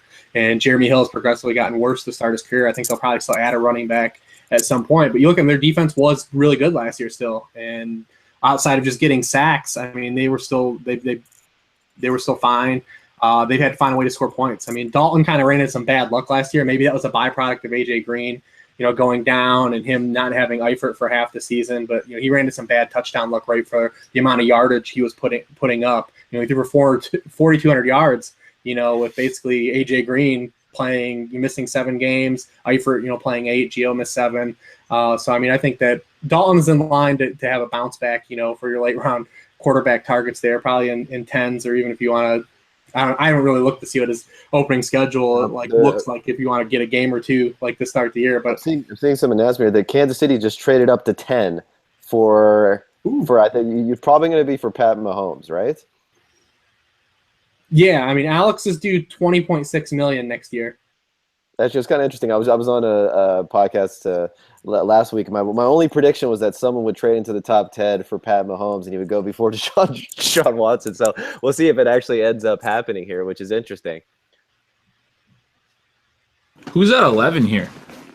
The Saints. The Saints. Ooh, they might be in the market for a QB too, because now you have Mahomes and Watson. We're 3 picks away from the Browns, and you got to think the Browns are considering QB at 12. Probably not anymore. You don't think so? I mean, maybe Watson, but, they might not be. I mean, if O.J. Howard, right? I think they're going to take O.J. Howard. You can't fault that. I mean, you're getting I'm not necessarily that high on Howard, but if you can get a guy that's maybe a generational type of player at your position, you could get Garrett and Howard. These are 2 guys that could be the best prospects at that position for the last 5 years type of thing. I mean, that's a pretty good haul to come away with, rather than Watson. And you could say, you know what, let's wait a little while. Let's look at, Joshua Dobbs or someone like that later in the draft. Maybe we'll try to trade up from 33 into the late first round if Watson's still there. That's what I would do. Yeah, I agree with that. So guys, I'm going to peace out. All right. Thanks for coming on. Freeman. Thanks for having me. You guys have a good rest of the draft. You too. This is really interesting, though. I mean, assuming that it is Mahomes, because they're a team that's ready, right? Yeah, I think they're looking at it as just rolling it over for a year. Yeah, it's Mahomes. I mean, I love Mahomes, but I don't know if I'd trade up into the top 10 for him. I mean, he could be. I mean, is there anyone different than Alex Fort? They're just this is like when your ex dumps you and then starts dating someone who's your polar opposite. You're like, whoa, what's going on over here? I mean, this is pretty bad. Nick, how you doing? Wonderful. The Chiefs just took Mahomes, which is, I think, partly my doing there. I would like to take credit for it. I'm just kidding. There you go. I've been a Mahomes truther for a while now, but I think this is the perfect landing spot for him. He gets at least a year to work behind Alex Smith, and I think this is just a really good landing spot for him. I don't think he's ready yet, but I think he obviously with the whole baseball thing and all that, but if he's really immersed in the NFL, immersed in football for a second straight year, I think he's just going to get better really quickly. Really strong arm. He threw 60 miles an hour at the combine. Not the biggest of hands, 9.5-inch hands, but he also looked good in the film grades, which I think is something that I've learned to start quantifying. So that's he definitely gets a high grade for somebody who's gone this early in the draft. But he's got the talent. I mean, it's funny. I saw the whole Brett Favre comp. I think there's something there. But I mean, how many years was it before Brett Favre actually started playing? I mean, he was Atlanta, and then he got traded and everything else. So it'll be interesting. I just think it's kind of strange for a team that can compete now to see what ends up happening. But now there's really no impetus for anyone to trade up for Watson, probably, right? Like if you're the Texans, you're probably just going to sit back and wait. Mm-hmm. Like I'm saying, the Browns, I'm almost certain they're going to take O.J. Howard if he's there. So nobody else is going to take anybody until you get back to the Texans. Yeah, I think you're right there. I think we'll see who ends up picking Watson, and obviously Deshaun Kaiser being the other name there, but I think it's probably more likely that Watson goes before Kaiser. But Kev, I want you to talk a little bit more about your Bayesian stuff you did there with the AYA, or the yards per attempt, because I thought that was a really cool study where if you compare Trubisky to Watson, we certainly have much more confidence in Deshaun Watson's college AYA or yards per attempt, whereas we have a little less certainty with Trubisky's, given he was only really a one-year starter. So what do you make of, I guess, Trubisky going second overall with only that 1 year sample size? Yeah, I mean, we talked about it a little bit earlier, but not specifically in terms of this. But I think it's just what it's pointing to is kind of just what you know about someone with a shorter track record, is that it's not that the upside isn't there, it's just that the downside is significantly greater. And that's actually totally exactly what was quantified in that. It was that your confidence around how good he is just much lower. So that makes it on both sides. It's bigger. It's bigger on the downside. It's bigger on the upside. So in a lot of ways, he has more upside potentially than someone like a Deshaun Watson. But on the downside, you just don't know what's going to happen. So I mean, maybe it's not a bad strategy. I think I like he's got good physical traits and all that type of stuff.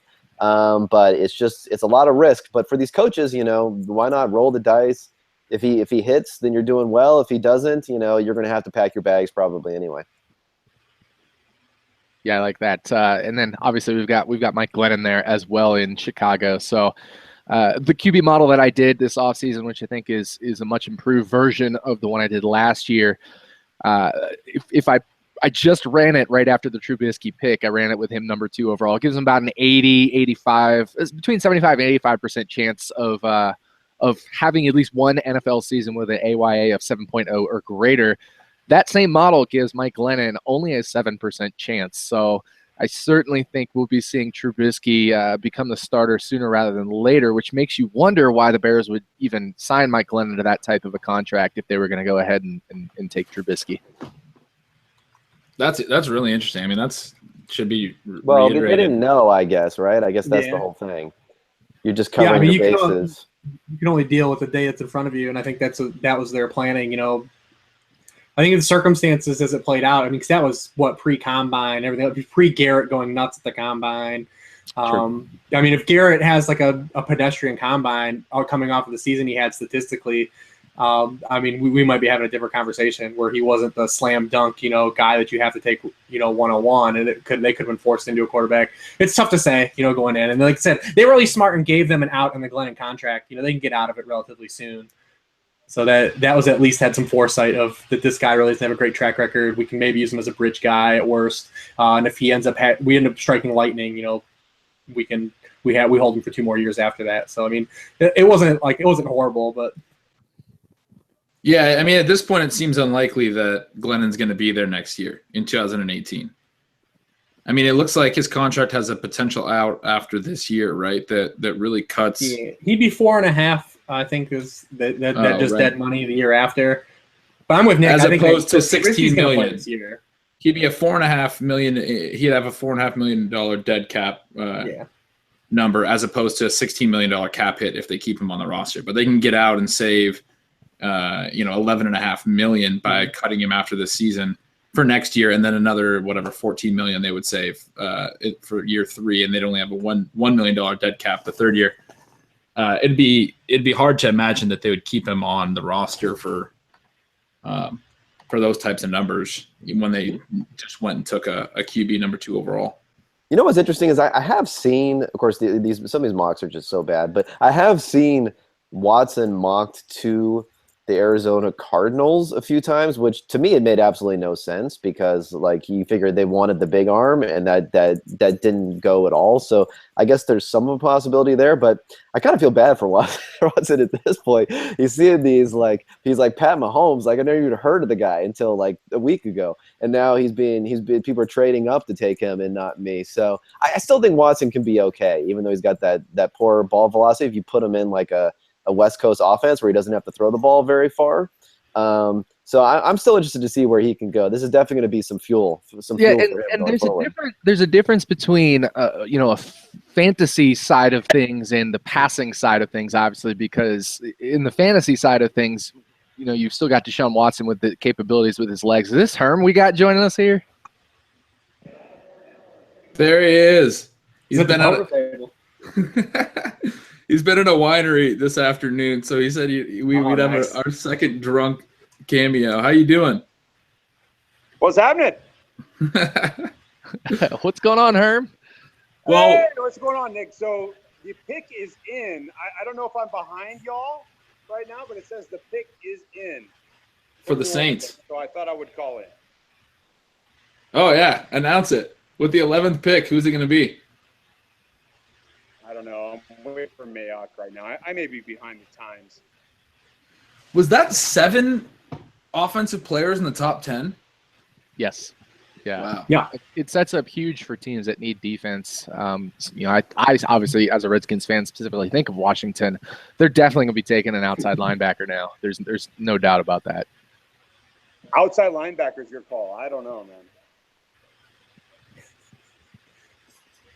I mean, I wasn't buying that the Saints were going to get a backup quarterback. I mean, you just don't do that, especially when Drew Brees in their situation isn't exactly perfect on his contract situation. I think the Saints are going to take Howard. That's my guess. I'm not so sure about that. I'll explain why after they pick him. And I meant Miami's going to be – who is it? No, not Miami. Pittsburgh's taking outside linebacker. My goodness. Oh, they took a cornerback. Yeah, the Saints are one of those teams that need to shore up the defense, though. I actually did the interview. I did the interview with the Saints beat, and he said they were definitely trying to shore up the defense as a priority.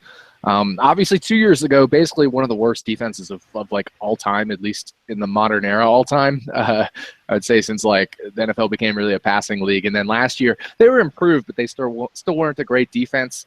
And so this is definitely a pick that I think will help them shore up their passing defense a little bit, but they still have a long way to go there. But, whenever you have Drew Brees, you're in contention. If you can improve that defense, then I think you definitely have a team that's capable of making a run in the playoffs.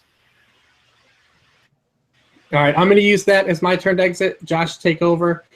All you guys keep doing all the great work you guys are doing at RotoViz. Love following all you guys. Love seeing it all. So definitely keep it up and keep plugging it out there. It was great for you guys to have me on. Yeah, dude. Thanks for coming on. Really appreciate the time. Rich wearing the 49ers hat is about the best thing I've ever seen. So Herm, what do you make of the draft so far? Have you seen the top 10, 11 picks? Yeah, I've seen them all. I've been watching it while I drink. While you drink, there you go. So what do you think? I mean, there's an airplane behind you too. Yeah, look at that. That's an airplane. But I love airplanes. I think Lattimore should have been the Niners pick, and that's my segue between Rich Freebar and me, is that the Niners should have been picking this cornerback. I think it's a huge mistake for them to go to defensive end. They should have not gone that route. I think they have plenty of guys they can rotate in. And I think right now that this is a fantastic pick for the Saints. And, Lattimore is the best cornerback in the draft, and I think it's one of the most valuable positions you could have been drafting right now. And solid pick.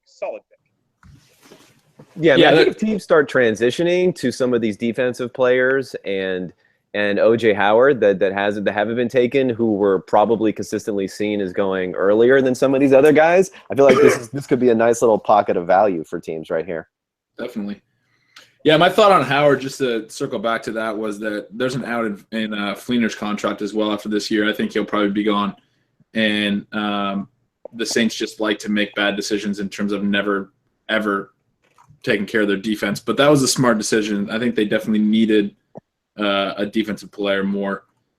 But you're pretty confident here, Kevin, that we're going to see Howard to the Browns. Yeah, it could be Hooker. Could be Hooker too. I mean, those are probably two guys that they had as like, okay, let's say at this point they probably thought, maybe Mahomes, Hooker, or Howard. The only thing about Malik Hooker that I'm scared of is he only played for 1 year, right?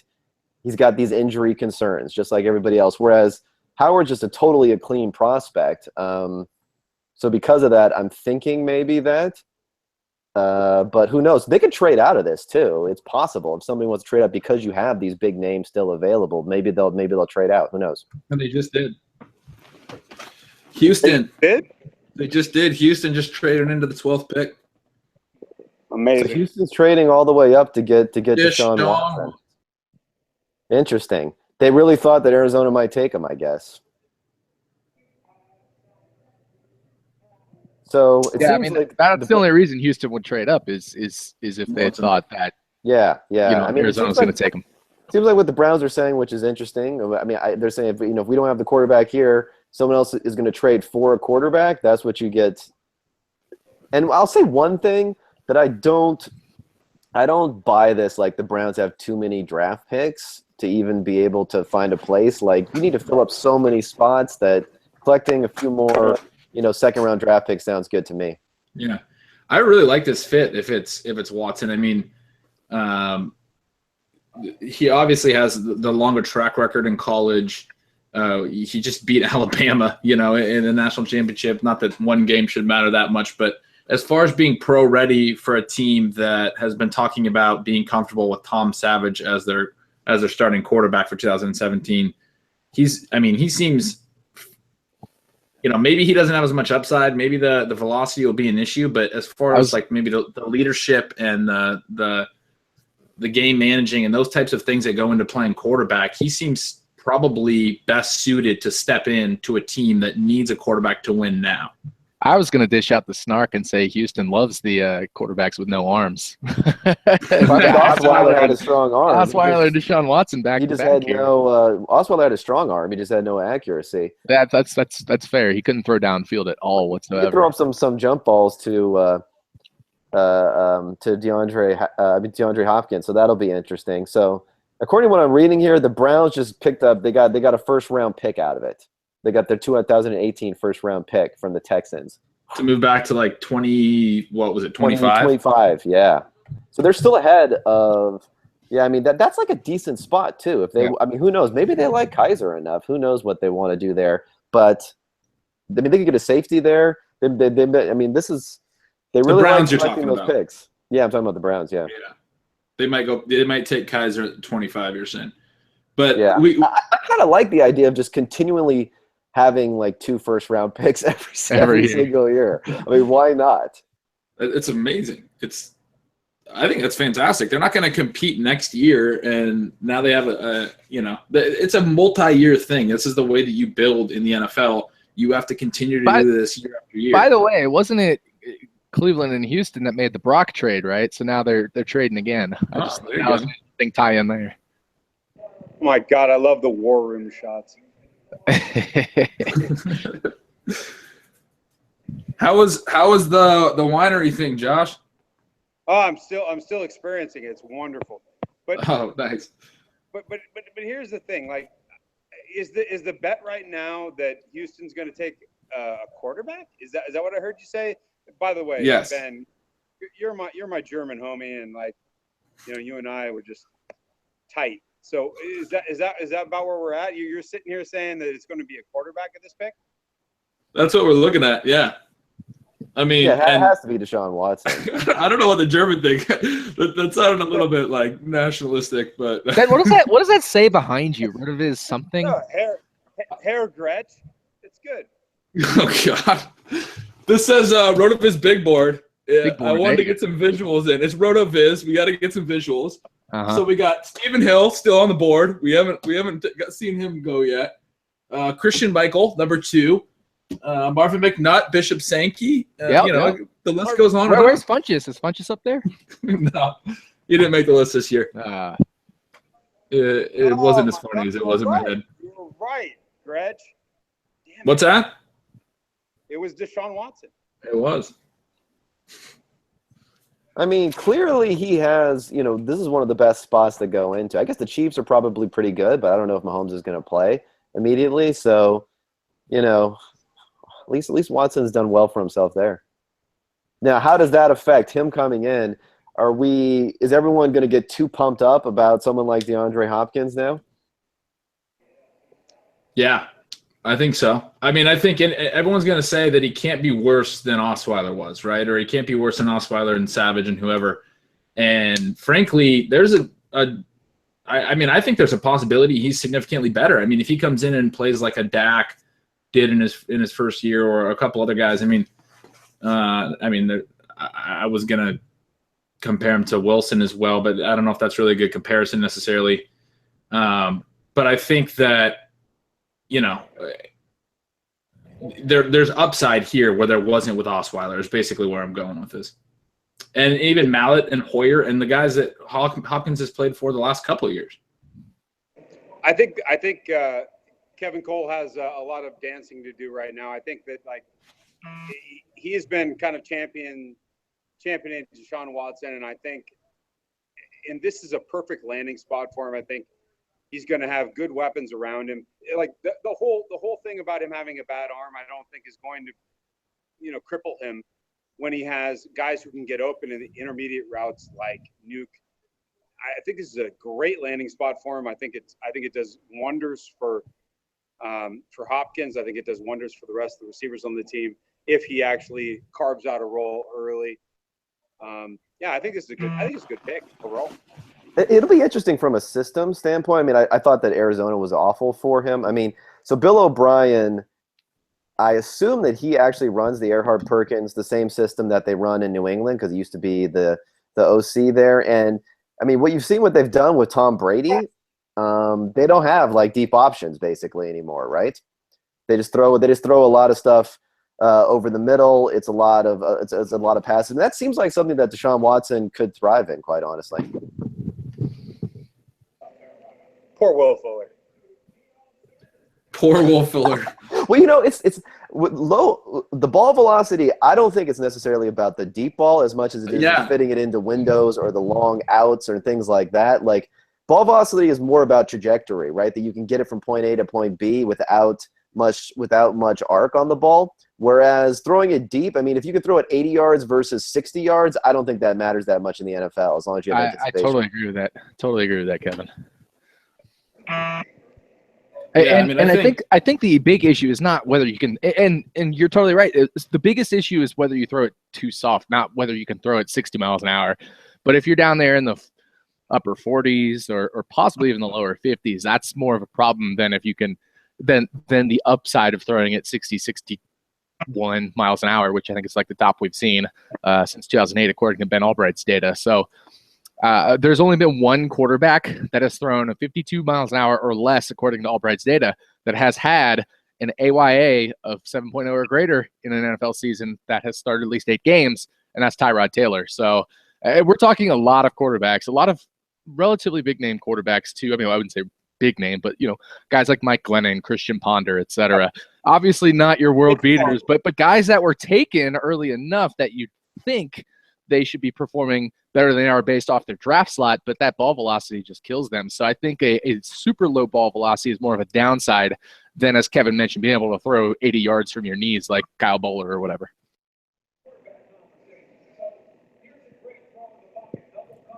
I mean, he also has his value with his legs too. I don't know how much they'll necessarily use it in that system, but I think that's something that is always under. I mean, you talk about someone like Tyrod Taylor. I mean, clearly he can run the ball, and that's where he brings a lot of his value. So Deshaun Watson could have something similar. What do you guys make about the pro-ready comments I was making before? Do you think, it's fair to say that he's probably going to be the week 1 starter and that the Texans may have actually favored him to guys like Trubisky and Mahomes because of the longer track record and playing against tougher competition in college? I mean, I think so. I mean, if you see, just for track record is concerned, I mean, going all the way back to high school. So as a freshman, he was the first ever freshman starter at his high school in Gainesville. First ever freshman starter at Clemson. He's ready. He's been preparing. He graduated in the winter. I mean, he graduated in the fall of last year after 2.5 years, but it's 3 years because he started a semester early. So he graduated in 3 years. He's been doing absolutely nothing but preparing this entire time. So I think he's going to be by far the most pro-ready guy. And if you think about it, the fact that he has a weaker arm probably also hints to the fact that he's a guy that makes up for it with other things, and probably study and preparation and all that stuff is what he makes it up with. So week 1 starter, right? I mean, I'm ready to say that's almost a certainty, right? I mean, you never know what can happen, but right. Yeah, I think it's pretty certain. I mean, they gave up another first-round pick for him. The window with J.J. Watt and some of those guys isn't necessarily large, So we'll have to see what happens. I mean, if he can't beat out Tom Savage, then they got some problems because they just used a future first, obviously, to trade up. What else did they trade? Was it just a future first? Had to be more, I right? think so. Oh, I don't know. I mean, that's a lot. You know, Yeah. it's especially. Yeah, it moved we're up only, like 13 we're only moving picks. back 13 spots, right? I mean, they went from 12 to was it 25 or 18 or something, and so Yeah, I think that's to 25. So they moved back 13 spots, and they get a future first round pick. I definitely think that was a win for the Browns there, and I'm sure. Kev, you and I talked about this last year on Numbers Game. You know, we had Alan Dandar, and we talked about the different scoring systems for draft picks. I'm pretty sure Cleveland's probably not using the old Jimmy Johnson one. I think they're probably using something a little more advanced. Yeah, probably. And I think what you saw where a lot of the trades have come in somewhere between what you would find for your Jimmy Johnson chart and what you would find for your more, whatever it's based off of approximate value or surplus value or something like that. So that's definitely the case. And if you think about it, okay, well, we all like Deshaun Watson, right? But so they have Savage and they have a rookie quarterback, and they outperformed quite a bit to be as good as they were last year. You know, this could be a top 10 pick next year. You never know what Right. can happen to these teams. I mean, the amount of uncertainty, and so I think that has to also play is a huge value for the Browns here, is the fact that it's not like you're trading with the New England Patriots or something. I mean, yeah, people are going to pencil them into the playoffs, so they're going to assume that, like, yeah, we're giving them a first round pick, but it's a late first rounder. You never know. That could end up being a top 10 pick next year, and then you're really in great shape with this type of a trade. Yeah, great. I agree completely. Yeah, Houston's going to be a trendy pick next year for sure. I mean, people are like you made a great point that you never know what can happen, but they're also going to end up being a very trendy pick. People are going to be talking about them to win the AFC South, maybe win the AFC. So it's going to be interesting. Especially, Arizona's pick is in. I haven't seen who it is yet, or if they've announced it yet. But obviously, with the big three quarterbacks gone, I don't think they're going quarterback here. It'll be interesting to see what they do. I think when I talked to Kent Summers, is his name, I believe, from the Arizona guy, the Arizona Beat, when we did our podcast show, he wasn't sold on them needing a wide receiver. Obviously, I don't think they're going to take a wide receiver here in their first round, but he wasn't sold on them actually needing a wide receiver at all in this draft. So I'm pretty sure Arizona goes with maybe a defensive spot here, or possibly somebody in the trenches, either on the offensive or defensive line. Maybe the offensive line, but I think Arizona probably goes defense here. And a lot of value. I mean, we've had 3 QBs, 3 receivers, and 2 running backs already taken in the first 12 picks. So a lot of value on the defensive side of the ball, and no alignment taken yet either. So there's value there. I mean, it's not a great O-line draft, right? We also can't rule out tight end for Arizona, even though they do love Jermaine Gresham. He did say it was possible they take a tight end later in the draft, but I don't really think they take somebody like O.J. Howard here. I just think that's unreasonable. It looks like they're taking Temple linebacker Son Reddick, it looks like.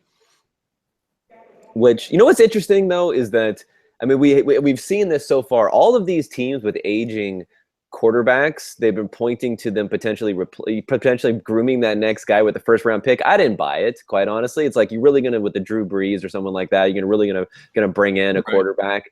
I think these picks make a lot more sense. And what you're seeing is the teams that don't have the quarterbacks who are desperate for them, going up and getting them, which is interesting, is all 3, right? They've traded up for all 3 of them right now. So it's kind of weird. The Browns are in this situation where no one wanted to trade up to 1 to get that quarterback. But if you can get someone in a trade up for a quarterback, that's clearly where teams are willing to give up the most value. I mean, I guess the exception is Alex Smith, obviously at Kansas City. He's still a good quarterback, and Kansas City did trade up for him. But other than that, I mean, I totally agree with you. So, but it's not the type of guy where you're right. It's not the first guy to retire, or Big Ben. The first guy to retire, right? You don't need the first guy to retire. They could just move on from him. Yeah. Yep. Yeah, it looks like they're definitely trying to like the Brees and Palmer situations for sure. They're trying to maximize the window as much as possible, get an immediate starter on the defensive side of the ball, and just go for it the next couple of years, right? Yeah, I mean, Arizona's also already shown that they're like trying to maximize. I mean, they made the trade for Chandler Jones last year to give up the 2nd round pick. I think they've been kind of all in on let's get this done ever since the Palmer injury. They were the ACL a couple of years ago, so it would have surprised me. But clearly, there was no one left for them to take anyway, so it didn't matter. Yeah. Plus, Bruce Arians has already said he's going to give David Johnson 30 touches a game next year and think that he's going to stay healthy. But Bruce Arians is going to retire sometime in the near future too. So that's another guy. You know, he wouldn't have exactly been behind let's groom the next guy sort of thing. That's true. Hey, fellas, actually, I'm going to step out for a while though. Okay. All right. See ya. So my hot take for All right, what Kev. I thought might happen for this draft was that I thought that the Denver Broncos might actually put out Lynch as a trade bait candidate. I don't think that they're terribly impressed with him. And I think this is a great draft to actually try and dangle him out there and get a mid-round, first-round pick for him. It doesn't look like that might happen this year. But at the end of the day, I think if you wanted to maximize value, I think they got him at the end of the first round last year. He is probably, if you were to stack up quarterback prospects from this year to last year, I think he would come in ahead of Watson. I think he would come in ahead of a couple of these guys, definitely Kaiser. And you could probably double up, get some more picks. And if you're sold on Simeon, if you're sold on Simeon, I think that's a great move to do. And then they could shore up some of their problems and as well as adding some more picks. So that was something I was looking for. I don't think it's going to happen at this point, but before I sign off, I wanted to add my hot take to the channel. There you go. Bring it. Yeah, that was something I was hoping to see. Doesn't look like it will, but it might still. Anyway, there we are. Good stuff. You got to get running probably back to your wine thing now. What's that, brother? I said you sound like you're getting ready to sign off to get running back to your wine. Are you just like in a winery like with some planes and stuff? What are you doing? Yeah, man. I'm okay. So I'm up at Jordan Winery. By the way, great guy. He's got a World War II hangar here, and I'm up here. I'm tasting his new wines. It's fantastic. But yeah, I'm housed, guys. Peace. Have a good night, man. Looks like Anthony's trying to join us. So, Anthony, are you there? Amico should be coming in here pretty quick. I think he's probably getting set up or something. You're doing this too. You're doing this too. You found your way to the same racket. Herm, you need to log off. Oh man, this is live TV for you right there. So Ben, I wanted to get your thoughts. We've seen 3 wide receivers go off the board now. Obviously, we saw Corey Davis go really early, and then your boy John Ross, then Mike Evans and John Ross. I need to actually get the order straight here. Mike Williams. Sorry, I meant Mike Williams. I didn't Mike Evans. So it was Corey Davis at 5th overall to the Titans. Yep. Then it was Mike Williams 7th overall to the Chargers, and then John Ross 9th. So 5, 7, and 9. Basically, every other pick there between 5 and 9 was a wide receiver. What do you think of 3 wide receivers in the first 9 picks? Do you think these were smart picks? I mean, I know you like John Ross. RotoViz likes Corey Davis. RotoViz is down on Mike Williams overall if we look at our RotoViz rankings. But what do you make of the fact that 3 wide receivers are taken on the top 9? As much as we like some of these guys, is that too soon? I mean, it's definitely a lot of draft capital to put there. I think my biggest takeaway from the 3 receivers going in the top 10 is that Corey Davis has to be the wide receiver 1 now in dynasty rookie drafts. Mike Williams is going to a team that has a lot of other options. John Ross, I don't like the landing spot for him.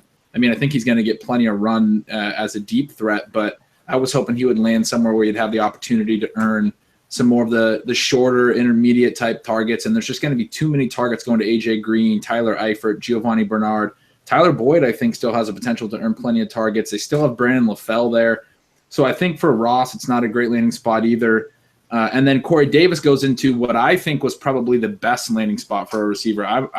I was really interested to see who Tennessee took. I wanted it to be Ross. I felt like it was a really good fit for him because he has that deep speed, and I thought he'd be a really good pairing with Mariota for the next, 5-10 years. Who knows? But it's going to be Corey Davis. We really like Corey Davis. I love that landing spot for Davis, and I think it's pretty clear now that he's going to get the most targets right away in his rookie season out of those 3. Looks like Anthony's here with us. Anthony, how you doing, buddy? What's up, guys? This is a good time to hop on. We're talking about my boy, Corey Davis. Yeah. Corey Davis. And we're talking about your boy, Corey Davis, and Ben's boy, John Ross. I guess I can just let you 2 have the floor. Yeah, no. Yeah, Go for it, Anthony. No, I was gonna say, like, I totally agree with what you guys are saying. Like, the spot with Ross is really congested, but you have to assume that if they took him in the top 10, that they definitely have a plan in how they're going to use him. It's just a matter of what that role ends up being in terms of volume. But I mean, you couldn't really ask for him to have like a better spot in terms of like getting one-on-one coverage. Like, he's never going to get doubled playing with AJ Green. So that's a pretty good spot for him. That's fair. And Corey, yeah, and Corey Davis is the man. I mean, the top 5 pick, I think, really solidifies kind of all the stuff that we were talking about in terms of the career market share, the early breakout age, the 4 years of elite college production, all that kind of being solidified in a top 5 draft pick, which is done through a lot of scouting, a lot of film grading. I think that really solidifies him. And yeah, the landing spot is good. I definitely think that Tennessee needs to pass the ball more. Hopefully this is an indication that they're going to take kind of that next step with Mariota and let him throw the ball, 550 times instead of 500 times. And if that happens, Corey Davis could be a stud right away, no question. Yeah, it'll be interesting to see if they do that. I mean, that's a good point because they obviously still have Murray and they have Henry as well. They're grooming behind him, so they still have plenty of power in terms of the power running game and all that they wanted to do, the exotic smash mouth, all that stuff. But I think we all think that opening it up a little bit more and putting more on Mariota's plate is the way to go, the right way to go, and hopefully we see that. To your point, though, about Ross, I think that you actually made me feel a lot better with that. That's a good point. I mean, if Ross has what it takes to earn the number 2 spot over LaFell and Boyd's maybe working out of the slot, AJ Green's going to get every number 1 cornerback in the league. So Ross is going to be going, testing this 4.22 speed out against second corners throughout the league. So if he has what it takes, it could be good in that sense where the coverage is a little bit better for him. But I mean, it's just hard for me to see how all these targets are going to go around. Obviously, Eifert's going to command targets as well, and defenses aren't going to be able to roll too much coverage over to him. So I think this really helps him in the middle of the field, having Ross on the outside. As a deep threat, you're going to have safeties rolled over to Ross's side of the field, and you obviously have to have safeties rolled over to AJ Green's side of the field. I mean, you run out of defenders at a certain point, so it might be a great situation for Eifert in 2017. And frankly, this is making me want to draft a little bit of Andy Dalton this year because it's going to be a good passing offense in Cincinnati. Yeah, that's what I was going to say. Like, the answer might just be draft Dalton. Like, we're talking about a top 10 wide receiver, a guy in AJ Green who went top 5, years ago. He's obviously a stud. They still have LaFell. They still have Boyd. They still have Eifert. They have Giovanni Bernard who can catch passes. Like, this offense is just completely loaded. And, I mean, Dalton is still you're going to get your Dalton discount because guys don't like him. Anthony, has anybody ever told you kind of look like Brad Evans, Mr. Yahoo Noise? No, I definitely never got that. A little bit, just a little bit. Well, especially because he's balding. Why you got with the hair shaved? Like, come on. But no, seriously though, I actually agree with you. I think the answer is draft Dalton. I mean, there already weren't many targets to go around in Cincinnati, and if Tyler Boyd is healthy for a whole year, which is of course a big if, but even if he's healthy for 12 games, that's huge because the guy is such a TD monster. I think this is a year, and Dalton has that upside. Although it was weird. 2 years ago, he had massive upside. He was a really good DFS play. This past year, he basically put up like 20 points every game. He wasn't a GPP play. Look at Ben with the photo there of the RotoViz big board. Love it. But I got a request to tweet out the RotoViz big board, so we're going to tweet that out right now. But no, Andy Dalton 2 years ago was a DFS like GPP play because he was putting up 30-point games, and then this past year, no Eifert. He still had AJ Green, and then Green played 10, 11 games, but even then, when Green was playing, Andy Dalton only was putting up 20, 24-point games. He was never a GPP play. Basically, the whole year, he didn't have a huge monster game. But I think with Eifert back, if Dalton is got all of his receiving compliments there, he's an upside play. I think you can get him in best ball leagues, and I think you can even play him early in DFS. Yeah, totally. And I think like some of their running game is falling off. I mean, Jeremy Hill probably hasn't been good for a couple of years now. I mean, Giovanni Bernard is a quality pass catcher, but he's coming off, a serious injury. Like, there's a really good chance that this team just starts airing it out a little bit more, especially as that defense ages a little bit. The division is obviously very competitive. We could definitely see more shootouts for Cincy, and with all those weapons, I mean, that's just a really good spot for Dalton.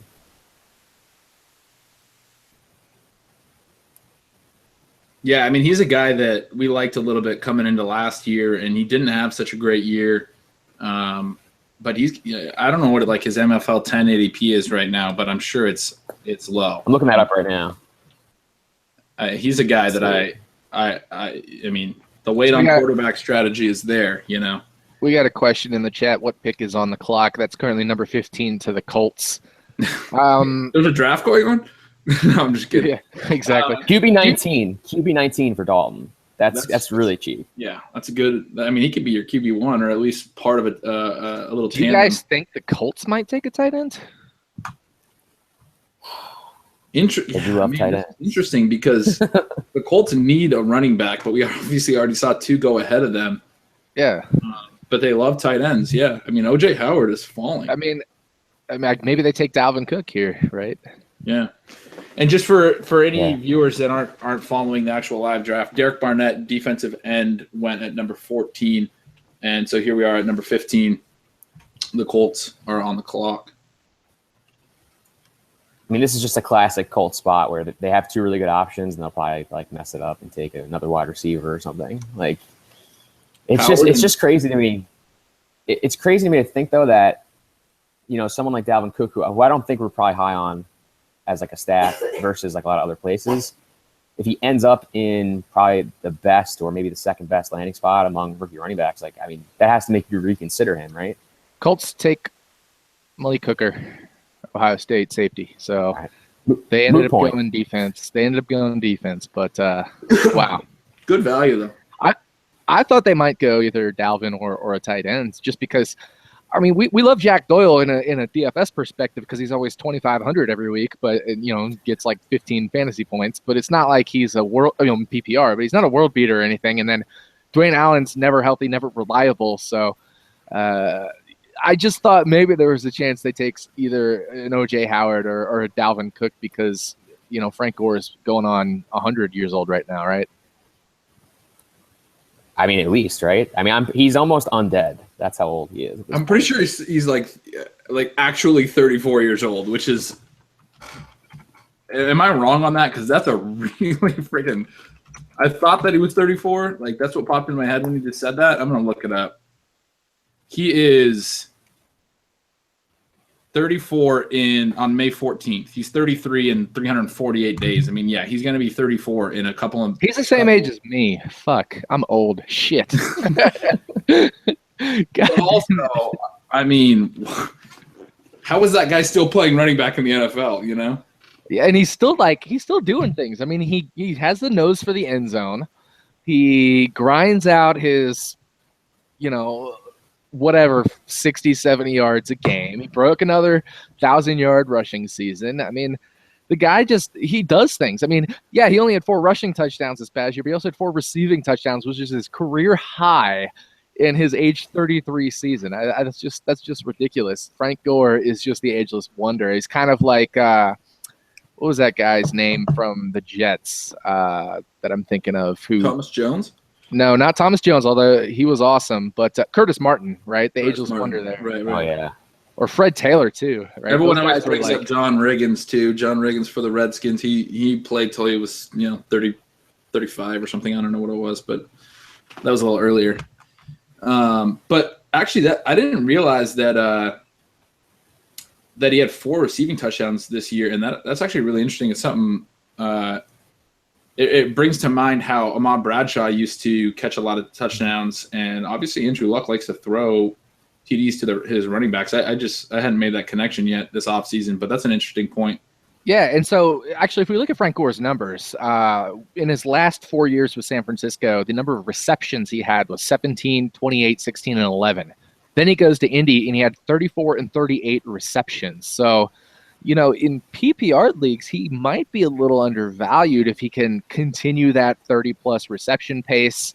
Obviously, over 250 receiving yards each of those years. And if he can still put up another 1K in terms of rushing yards, ballpark 1K, with 8 touchdowns. He's probably, again, a steal at his ADP. He's not an upside play, but if you're looking for somebody who's consistent, I think he's not a terrible pick in redraft leagues if he's going to go back in the 8th, 9th, 10th round, 11th round, something like that. Yeah, I mean, every single year, the old age discount is like multiplied by 10 with Frank Gore because, I mean, he's not efficient. He's not that good anymore, but he's just reliable. And people don't really value reliable. They want the flashy upside. I am kind of like hoping, though, that they draft like a McNichols or an Aaron Jones, a RotoViz guy, basically, in like the second or third round. I think they will. Although, there's still what's his name? Ben loves that guy. Ferguson, right? He's still there. Gosh, I loved him. Yeah, we were talking about him in Slack earlier today, and I was like, I think he's done because, I mean, he came out last year and he had that little pass catching role. It was something. He had at least 2 catches in each of like the first 5 games this year, but then didn't have a multi-catch game the rest of the year. Got beat out by Turbo Bob, Robert Turbin, as the kind of the secondary running back. So anytime you're a UDFA and you get beat out by Turbo Bob for snaps, you're probably not going to have a long career. Yeah, he had like a pretty terrible preseason because I remember like preseason DFS, he was a guy like every week you're kind of thinking like, all right, like they're going to kind of showcase him and get him the ball in space, throw him the ball, and it was really, really bad stat lines. Yeah, so. I remember that. Yeah, I remember that for preseason DFS as well. And he was just bad running the ball. I mean, I don't think he ever ended up like God, I want to look up his yards per carry because I'm going to guess it was like under 2. He didn't get a ton of carries, but he's probably not their pass catcher of the future. I mean, 1.3 yards per carry. He had 15 carries for 20 yards on the season. So that was I got a question for you guys. Where do you think Dalvin Cook's going to go? If we look at the current draft order right now, we've got the Baltimore Ravens, who I don't think need to take Dalvin Cook. Maybe the Redskins do. I mean, I'm a Redskins guy, but they certainly need to shore up some parts in that defense, and they're definitely looking defense first, although they do want to take a running back, and Dalvin Cook is not out of the question for them. Tennessee, I don't think they obviously don't take Dalvin Cook. Tampa Bay, I mean, they've got the 3, maybe even 4-ish headed monster there right now. Anthony and I did the Tampa Bay interview with Greg Auman of the Tampa Bay Times. They didn't rule out taking a running back. And then you go down towards Denver, who's got CJ Anderson and other guys there. Detroit maybe at 21. Is that where we see Dalvin? I don't know. What do you guys think? I don't know. I mean, I kind of think. Go ahead. I got to run to the bathroom, actually. I'm going to let you go, Anthony. All right, cool. I mean, I kind of think that 17 to Washington, 19 to Tampa are both like 2 really strong possibilities just because I feel like everyone's I don't think there's any way they do Washington. I'm just going to say that there. I don't think there's any way to Washington. For your sake, I hope not. For my sake, I hope so. But you're right, though. I mean, I know the Redskins front office. They're not the brightest of the bunch, but they have had 2 really strong drafts the past 2 years. I've actually been very happy with the Redskins drafts the last 2 years as a fan of the team. I don't think they go with Dalvin, but I think you're right. At 19, Tampa Bay is certainly an option, especially with Doug Martin being out 4 games, at least 4 games. It depends on what Tampa Bay wants to do with Doug Martin upon his suspension return. But I think Detroit is probably the most likely spot. Would you agree or no? I mean, I guess because that's been like the rumblings all offseason, but talk about a spot that makes no sense. Like, I mean, say what you want about Zach Zenner. Like, he was pretty decent for them last year. They still have Amir Abdullah, who they spent a 2nd-round pick on just a couple of years ago. Like, they have – and they have Theoretic. Like, they have big guys that they can use and rotate, and that's kind of like how I feel like you should play the position. And now they're going to, like, waste that 1st-round pick on Dalvin Cook, who isn't even, necessarily, in our opinion, like, as good as the hype. Yeah. No, I would agree with that. And, Greg Auman did say Dalvin Cook is a guy that they are eyeing. So I think – you're possibly right. I think Tampa Bay might be the spot that Dalvin Cook ends up going towards. It's just tough because obviously, they've got Doug Martin, who has had his moments in the NFL. They've got what's that guy's name that I'm thinking of? The pass catcher, Charles Sims, and then they've got Jaquiz Rogers. So like they certainly have a three-headed monster there.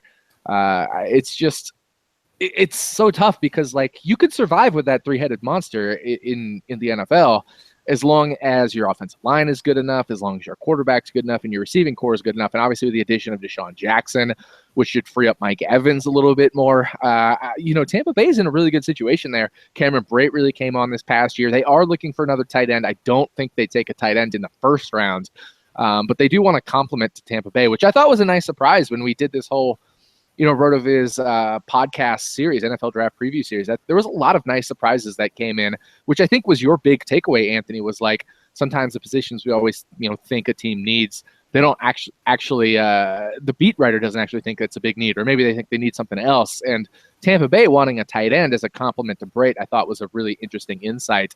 I don't think it reduces Brate's value any in terms of fantasy. I think it's more they want a second pass catcher. They want a 2 tight end system there. So really, really interesting situation, I think, in Tampa Bay. They're a playoff team, I think, in my opinion, this year if they make the right moves in this draft. Oh, certainly. I mean, offensively, they're definitely going to take a pretty big step forward, I would think. If they can add a couple more defensive pieces in this draft, that obviously, goes a long way to help them on that, in that process. It's kind of weird because Dirk Cutter is like the old school football guy that thinks like an analytics guy, I feel like he'll never admit it. But like, I feel like every time he does an interview, he says like 5 really smart things and then is like, well, but I don't believe in analytics. I'm like, well, I mean, I think you kind of think that way. So it'll be weird to see like kind of how like that old school, new school thing meets in like the draft room if a guy like, like you said, Dalvin Cook is available, because their numbers have to probably show that they don't need him. But I think that's always one of those picks that like head coaches really gravitate towards. Sorry, yeah, I agree with that. And so Baltimore just made their pick. They took Marlon Humphrey, a cornerback out of Alabama. So now my Redskins are on the clock. And just want to see the sweat dripping from your face. Yeah, I know. This is where we're at, though. So we had Mark Bullock, who was actually a really, really cool guest because he is from England. Like, he lived in England. He grew up in the U.S. from like age 5 to 10 and then moved back over to England. He was a big NFL fan when he was here in the U.S., but then obviously going back to England kind of got out of it and then finally kind of got back into it when the NFL kind of came over to London and all that stuff. So he was our guest. He writes for the Washington Post, and certainly he thinks the Redskins are going defense as much as possible, but the Redskins are in the market for a running back. It's possible, I guess, they take Dalvin Cook here. I don't think it's likely. I think, Anthony, you and I were talking about maybe some mid to late round picks, Jeremy McNichols, Aaron Jones, these RotoViz guys that we talked about, we would love to see go to the Reds. Maybe you wouldn't love to as a Giants fan, but I would love to see going into the mid to late rounds, or maybe, those earlier mid rounds for the Redskins. But I certainly think the Redskins have to go defense here, especially with as many offensive players that have come on the board. I mean, look at this. We've got 3 wide receivers off the board. We've got 3 quarterbacks off the board. We've got 2 running backs off the board. And all of those were within the first 12 picks. Now we've had a run of 4 straight defensive players. But that certainly leaves a lot of defensive value on the board. Are you surprised, Anthony, about the way the draft went this year with all those offensive players going so early? Yeah, definitely. I mean, this draft was built to be super defensive heavy. I thought that, coming into this, the Redskins would have kind of their pick.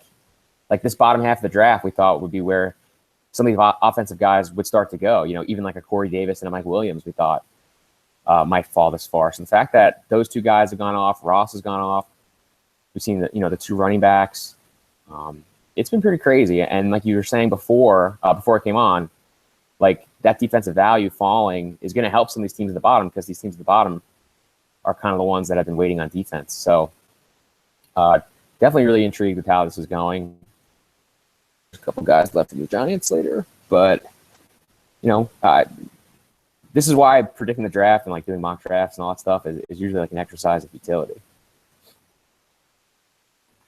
It really is. OJ Howard's still available on the board here. Not the Redskins won't take him, but my point is O.J. Howard's going to fall to at least 18. Tennessee, I don't necessarily think needs to take him with Delaney Walker there, although Walker's getting up there in age and O.J. Howard could be a tight end of the future. Maybe I do think Tennessee takes him. Tennessee definitely has some other holes to fill as well, especially on defense. But I don't know. I think not Delaney Walker. I think O.J. Howard and a Delaney Walker combo would be really interesting there at Tennessee for a year. Do you think that's even like a feasible spot for O.J. Howard to go is to Tennessee? Yeah, I mean, like you said, that this is a team that wants to get a little bit younger at the position. It's definitely possible that they, make that selection. Talk about a loaded offense, though. I mean, they'd have Corey Davis, Rashard Matthews, who was awesome last year, a great offensive line, Marcus Mariota, 2 good running backs. I mean, there would really be no excuse for them to not score a ton of points this year, regardless of an O.J. Howard pick, but especially if they made it. I feel like the sky is kind of the limit for them as a team. And then the whole Dino Tradecast crew in are they logged on? Awesome. Look at that. We got the whole Dino Tradecast. All of us are here. So Ben, why don't you go ahead and introduce the crew here? Yeah, well, I mean, they really need no introduction, right? We got Nathan Powell here, Eric Bertzlaff, Dan, I don't know how to say his last name, Dan Saino? Saino and Braino. Saino. But I once called him the fantasy salamander because I didn't know how to pronounce his last name. So you're not you're in good company. Guys, I wanted to ask you real quick, obviously being Dynasty guys, what do you think of we play fantasy football, right? So offense is mostly what we focus on in fantasy football. What do you think of the fact that we've had so many offensive players taken in the top 12, 3 quarterbacks, 3 wide receivers, 2 running backs? I mean, that's 8 players right there. No tight ends yet. We haven't seen O.J. Howard go off the board or anything. But what do you think? I mean, what does this do to Dynasty drafts going on? Were there some bad landing spots for certain players, or were there some landing spots for certain players? I think this is interesting because the way this played out, back in 2016, everyone's talking about 2017 rookie draft picks. You got to, try and collect as many of those as possible. And then the last 2 to 3 months, that has kind of cooled and said, oh, these guys are kind of overrated. John Ross is really not that good.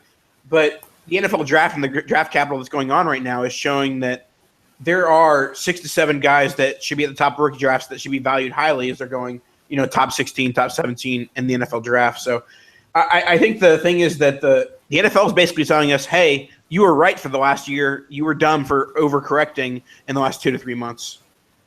I mean, it honestly feels like a dynasty startup right now watching this draft. Like, it never goes this way where there's this many offensive players. So it's like it is a ton of fun to watch.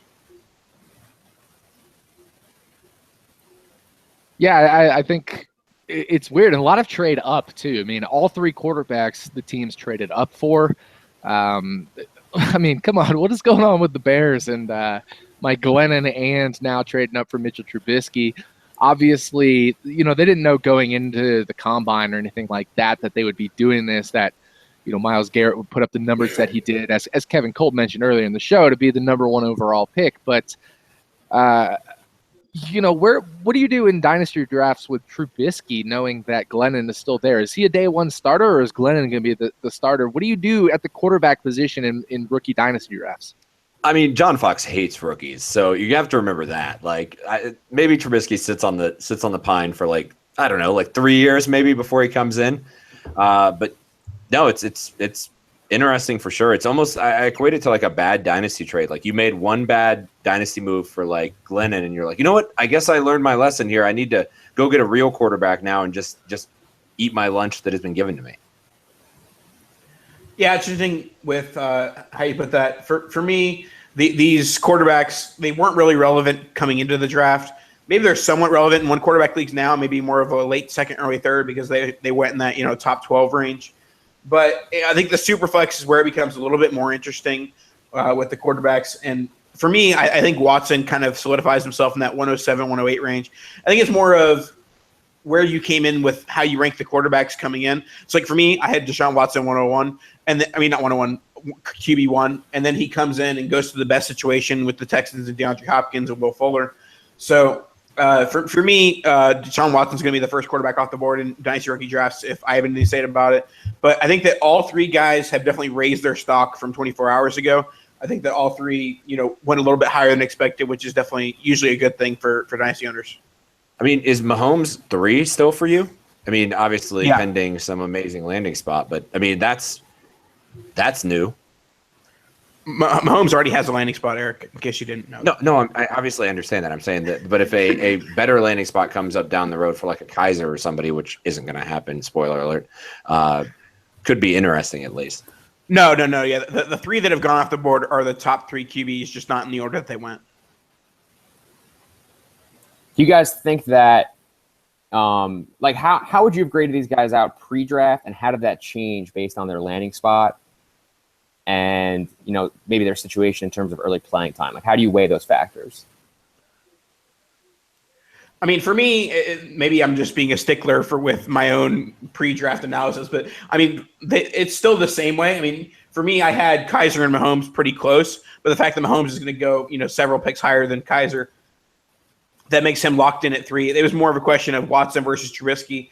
Watson goes to the better situation and is not too far back as far as draft capital. So, I mean, I'm sticking with what I had previously, which was Watson, then Trubisky, and then Mahomes. So, I mean, it's more of, nothing crazy happened, but all quarterbacks, they had their stock raised because they went a little higher than expected.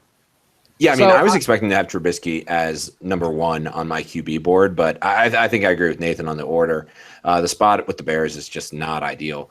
And his path to starting is kind of unclear too, whereas I think Watson very clearly is going to be out Tom Savage, week 1, week 2, before in training camp. I guess it doesn't really matter, but that's kind of the way I see it going as well.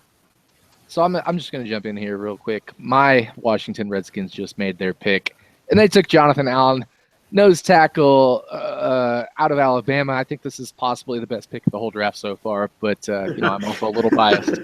Well, they haven't traded away Cousins yet, right? That was like a rumor happening. Yeah, no, I think he's just going to San Francisco next year. That's what I see happening. I can't disagree with that.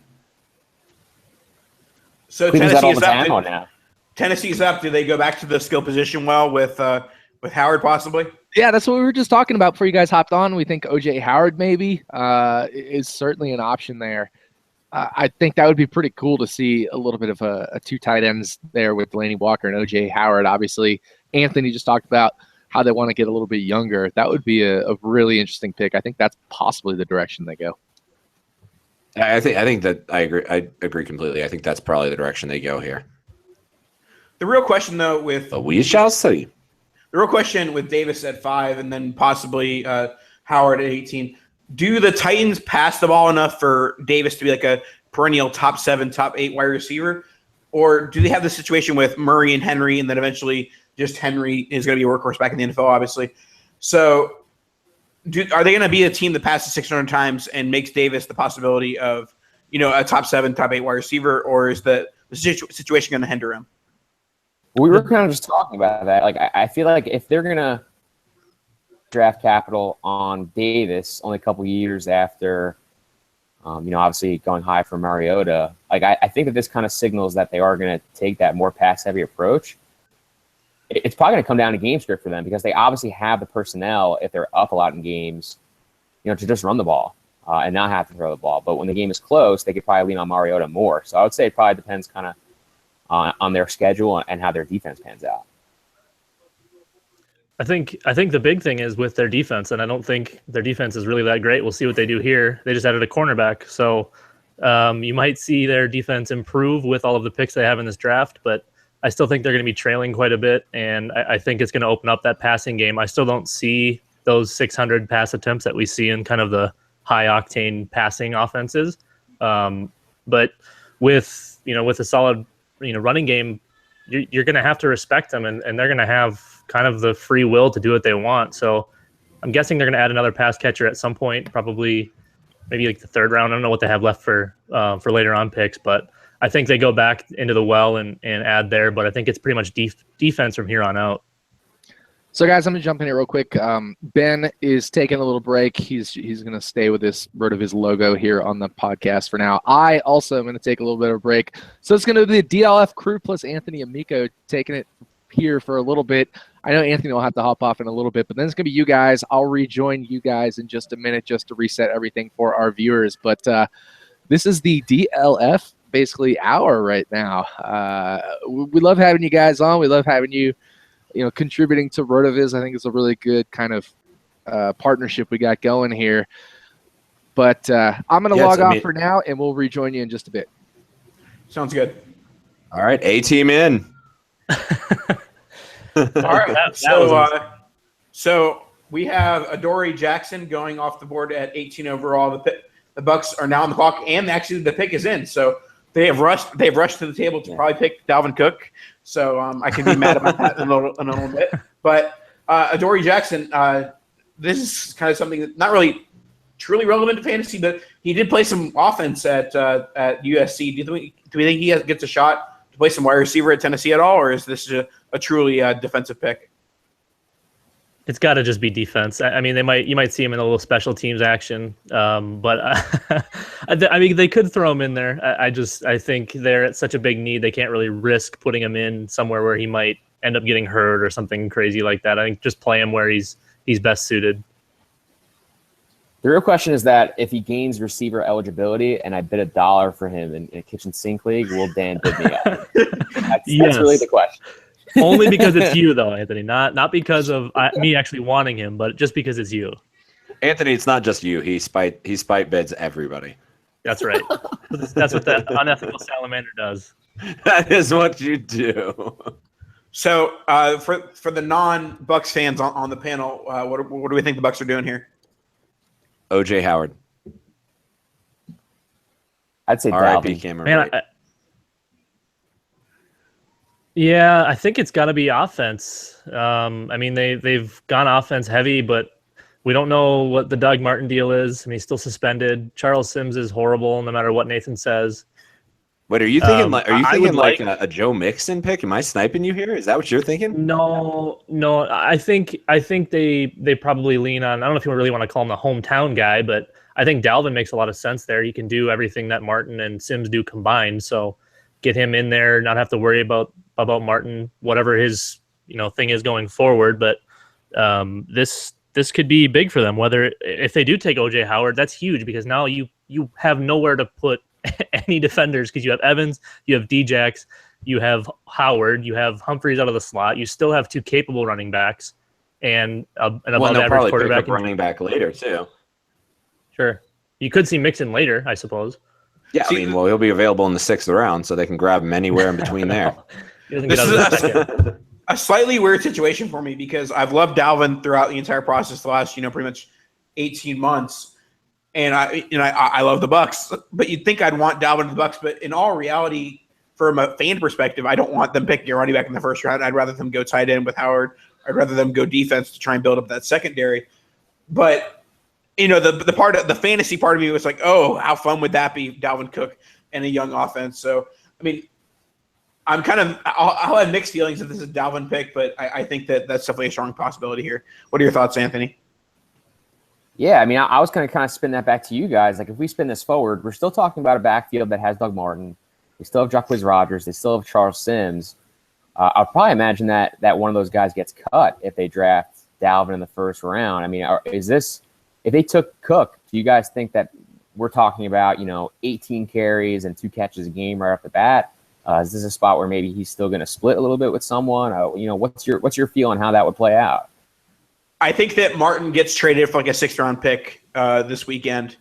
If he has any trade value at all. If not, he gets cut, before training camp starts. If they end up taking a running back in the first round with Dalvin Cook, so I think that's the feeling around Tampa has been. If they invest early, then they just send Doug Martin packing because the minute that he tested positive for Adderall, his guaranteed money from his big contract went away. So they can cut him without any penalty right now. Yeah, but isn't Charles Sims and Cook kind of redundant talent on that roster? No, not at all. Cook is worlds beyond what Charles Sims is as a player. Yeah, both are pass catching backs. I feel like that. Dalvin Cook's a pure runner more so than a pass catcher. Yeah, he's a very good pass catcher, but he's way, like Nathan said, he's a pure runner. He's a workhorse. I'm kind of with you, Eric. I mean, I don't know if they're going to see it the same way. I mean, I feel like if you draft a running back in the first round, you definitely want him to be your workhorse, but right. There's something to be said for, running back touches being kind of a zero-sum game. And having those guys in your roster, like, you just stop using them altogether. Like, Charles Sims has been a productive pass catcher for 2 years. Like, does he all of a sudden come off the field in third down and you just let Dalvin do it all? That's kind of where, like, my concern is in terms of, investing like a high rookie pick in him. I mean, in this NFL, I feel like nobody does it all these days. Like, you always have at least like a 30% workhorse next to them. So it's like who complements that particular back the best is kind of the way, at least, unless you have like a Le'Veon Bell or a David Johnson or a Zeke Elliott. Those are kind of the only exceptions to the rule. Yeah, I definitely think that's fair. I'm always curious with this because I feel like when the guys go high in the first round, they're just going to smash touches. But like lower in the first round or second round, there's always like room for doubt. So I mean, Dalvin was someone that we thought for a while might fall out of the first round completely, especially after like the poor testing and some of like the off-field stuff got a little more attention. But yeah, I mean, this is going to be a really good offense. So you would have to think that at the very least, scoring opportunities are going to kind of come in bunches for him. Yeah, absolutely. I'm seeing a lot of OJ Howard buzz on Twitter. I'm curious if this is what has officially happened. Eric, just because we're on a different podcast doesn't mean you can change the rule. There's no Twitter allowed on NFL Draft Hangouts. Nope, I am on the Twitter. I don't care. I don't care at all. It's kind of amazing that if it is OJ Howard, that they can get the best player in the entire draft at 19. Yeah, that's what it is. It's OJ Howard. Wow.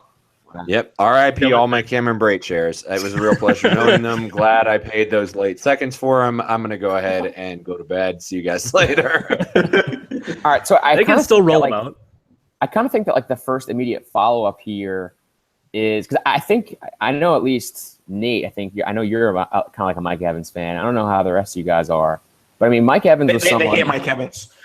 Yeah. Well, I don't hate Mike Evans. I mean, Mike Evans went from, having just crazy targets. Now there's Deshaun Jackson. Now they have OJ Howard there, who, and again, like the tight ends usually take a little bit to develop. But like in year 2 or year 3 with OJ Howard, you'd have to think he becomes, has like a big role in that offense. Like, does this really drastically limit Mike Evans' ceiling, or do you think that the addition of these targets, improves his efficiency enough where that'll balance out? Well, I think Nathan had it right. It's like, what do you do with this? I mean, I think that this offense is going to be insane now. And if you have single coverage on Evans, I just don't think you can. I don't think you can take care of him that way. So, I mean, I don't think it necessarily hurts him that badly. I think that honestly, I do think this hurts Mike Evans. I think when people talked about Deshaun Jackson and how he was such a benefit to Mike Evans, I understand that a little bit more. But when we add another red zone weapon, which is obviously the bread and butter of Mike Evans, where his 2 best seasons he's had double-digit touchdowns, and I think that OJ Howard doesn't really hurt the target category for Mike Evans more so than the red zone target category. So I mean, if we're talking about Jameis Winston and his dynasty stock, it should be through the roof right now with OJ Howard and Mike Evans, long term, and then Deshaun Jackson in the short term. So. For me, if there's an answer, it might be to buy Jameis Winston if the news doesn't overreact here. But other than that, I don't think that the Bucs offense changes all that much. I mean, maybe buy Doug Martin for a 3rd-round pick if you can get it right now. You've got to be happy with your trade with me, where you traded me Rodgers for Winston and a whole bunch of other garbage. Winston, Kane, and a Debbie spot. I know you got me. Just like you got traded more. You get the best piece in the deal, getting Kane. So going back to Anthony, what you said and his efficiency getting greater. With more targets, obviously come more drops, but he only catches 50 to 55% of his targets. So I think he'll need to get more efficient as far as his catching percentage goes. I still don't think it really hurts him because he's such a freak that he'll still be able to dominate. Obviously, he's not going to probably get anywhere near that 200 target number. We'll still see the 160, probably 170, and he can still dominate and be a wide receiver one, no problem with that. I just, like Nathan said, the red zone is where it's going to probably hurt the most. He's going to have to do most of it from outside of the red zone, really, and he can do that just as well. But that is where he dominates. So having OJ Howard there is going to sting a little bit from that perspective. All right, so the next pick is off the board. Garrett Bowles, offensive tackle Utah, to the Denver Broncos. The Broncos were an offense that struggled the year after Peyton Manning left town. Obviously, they weren't great when Peyton Manning was in town in his final season. But what do we think of Paxton Lynch going into his second season and likely his first season as a full-time starter? Do we think that the offense improves in 2017? I disagree with that take completely. I think it's still Simeon. I don't think it's. Oh, come Lynch. on, Eric. I really don't think it's Lynch. I agree. I agree that it's. I think it's Simeon. I think he proved himself with an atrocious offensive line last year, and he kept feeding the big targets, and he did his job just fine. I think they needed to add offensive line, and I think this helps a lot. So I think they give Simeon the benefit of the doubt, and they roll him out week one. If he falters, now it's Paxton Lynch's time, and I still think. I think Paxton can play. I just don't know how much of an upgrade it is over Simeon. I think Simeon played just fine last year. I don't think he was great by any means, but he was just fine. And I think in terms of fantasy, you almost have to like Simeon as like a discount best ball play or like a DFS play just because of the weapons. I mean, he still has Demaryius Thomas, still has Emmanuel Sanders, and they use those guys well. They really funnel most of their targets through those two guys. So. You're going to get the bad player discount on Simeon, and I think that's something you could profit off of. No, I think that's completely true. He's essentially free this offseason in dynasty leagues, and you're mentioning best ball leagues. Like in one QB leagues, he's going to be absolutely free, and he had some really nice upside games last year. As I recall, he shredded the Bengals for like 30 fantasy points, which was a little bit shocking. So no, I still think it's very easily Simeon. I don't think it's even close. So while we wait for some more fantasy relevant stuff to go on, the two top guys in dynasty rookie mock drafts in the last few months that are still on the board, Dalvin Cook and Joe Mixon. Are we thinking either of those guys go tonight? And if so, do we see a possible landing spot with the teams that currently have picks? I see Dalvin as a real possibility in New York. I think that makes a lot of sense. They play really well out of the shotgun. Eli needs all the help he can get. Obviously, you've got OBJ. They brought in Brandon Marshall. Still have Sterling Shepard, who I know Anthony just loves. But I think that makes a lot of sense. Do they have other needs? Yes, but I think their biggest concern is keeping Eli upright, and you can do that with a running back. As silly as that may sound, having Dalvin there would again make another offense just insane. Yeah, if I had to put on my Swami hat, I would say that the offensive players are going to stop flying off the board, and I don't think either go tonight. I think we're going to see. Cook go early tomorrow, and I think Mixon will be a real wild card. I think you potentially end of day two, middle of day two, even slipping further than that. Yeah, I don't really think there's any way Mixon goes. I just think all the media, all the hype, like kind of around the Thursday night of the draft takes like Mixon with the off the field stuff kind of off the board, because then kind of those questions about like what a team is doing, taking this guy with character concerns, those things get magnified with everyone watching. I think Dalvin is kind of like a sleeper. I think a sleeper spot for him is Green Bay, because they have Ty Montgomery, who does all the passing catching work.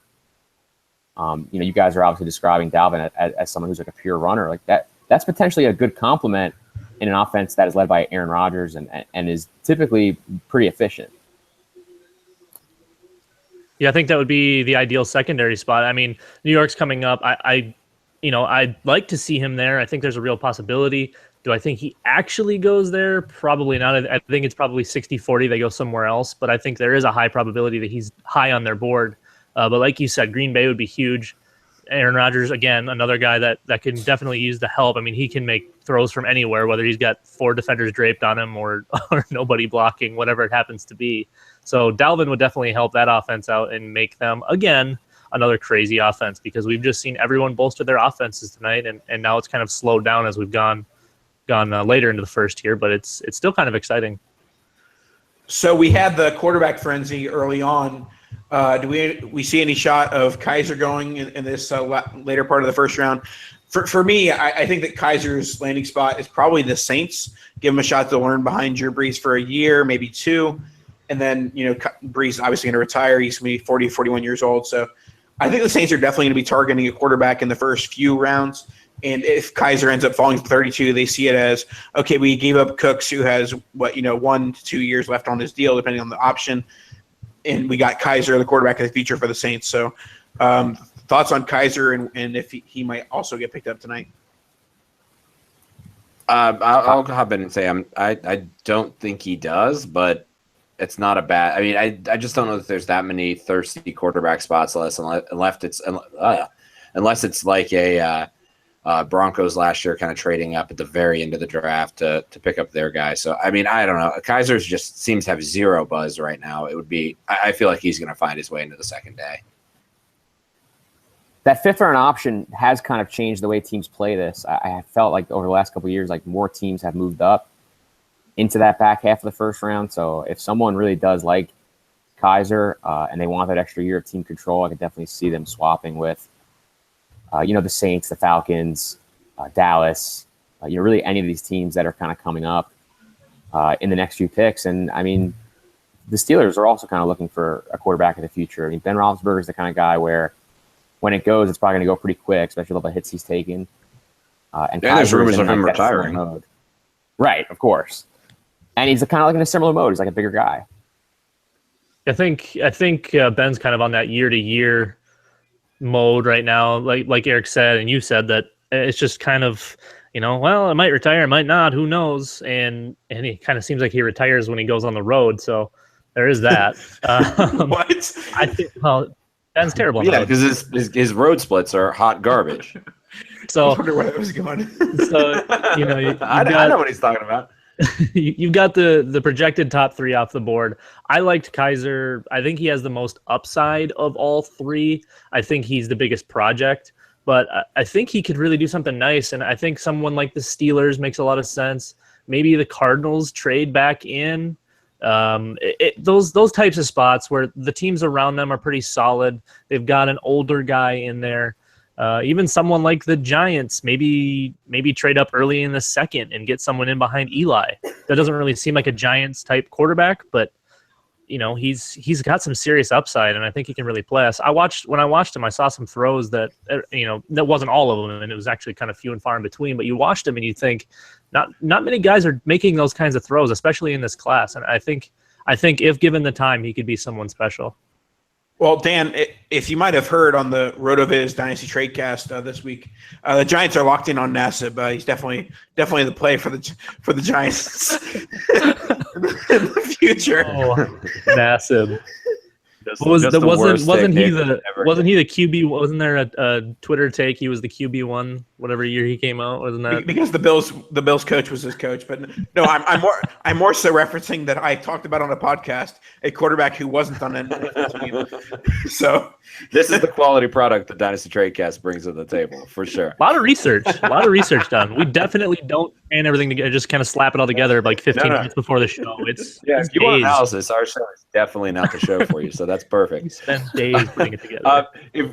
Let's talk about other potential skill positions that could go off. We talked about running back. Let's talk about another wide receiver maybe that's going off. Maybe like a Godwin or somebody like that that's going off. Is there? I guess what other wide receiver could go off today, as well as tight end? We're thinking like Ingram and maybe Bucky Hodges. I'm struggling to think of that tight end three. No, it's Njoku and Ingram.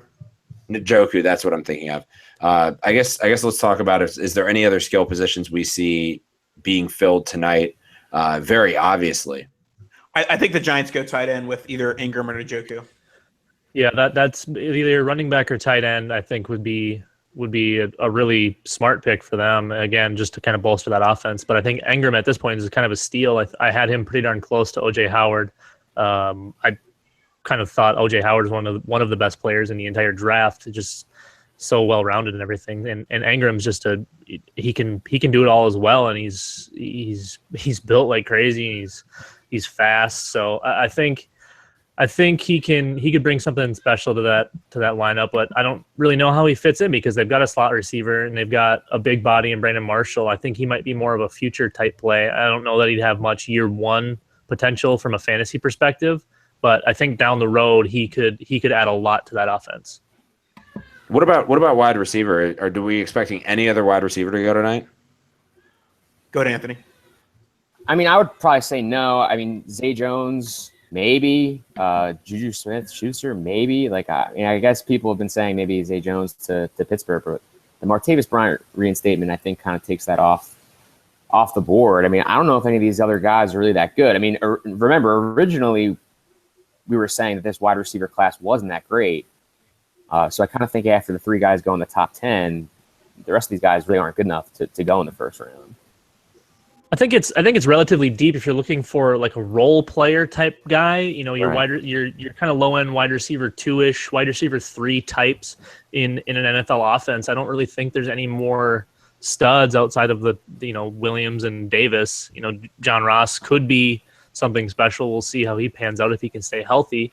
But aside from Mike Williams and Corey Davis, Zay Jones has got some crazy hype as of late. Mel Kiper and all of these guys are still saying he's, the next best thing and as far as the wide receivers go. But I don't see anybody going probably until at least the middle of the second now at this point, as far as wide receivers, because it seems like everybody kind of loaded up already. Guys, Breaking news. There's a Sasquatch at Charles Harris's draft party. I saw. He has been found. He's been located. That actually looks like it might be Harry and Henderson's house from the movie. So I think we got him. I love it. Guys, listen, I'm going to hop out. I want to make sure that, the chat and the viewers definitely get, the full DLF experience. I don't know if you guys can do that with me here. So I'm going to pop out, let you guys do your thing. And, thanks for coming on. Again, this has been a really great addition, I think, to the RotoViz programming. Thanks, Anthony. I'll see you guys. Appreciate it. All right, the true A team here. Finally, we're all alone. Man. Let's say F-bombs. No, Eric, we know that the RotoViz radio has the explicit tag, but Eric still refuses to say fuck on RotoViz. So whoa, wow, Nathan. wow. You've been docked 2 weeks pay. This is where I have a personal strong opinion, and I curse more in real life than you even are aware of, Nathan. But I believe that our podcast thrives on, positive, like Mr. Rogers type it's good, etiquette. clean family fun. Oh yeah, no, I mean that's totally true.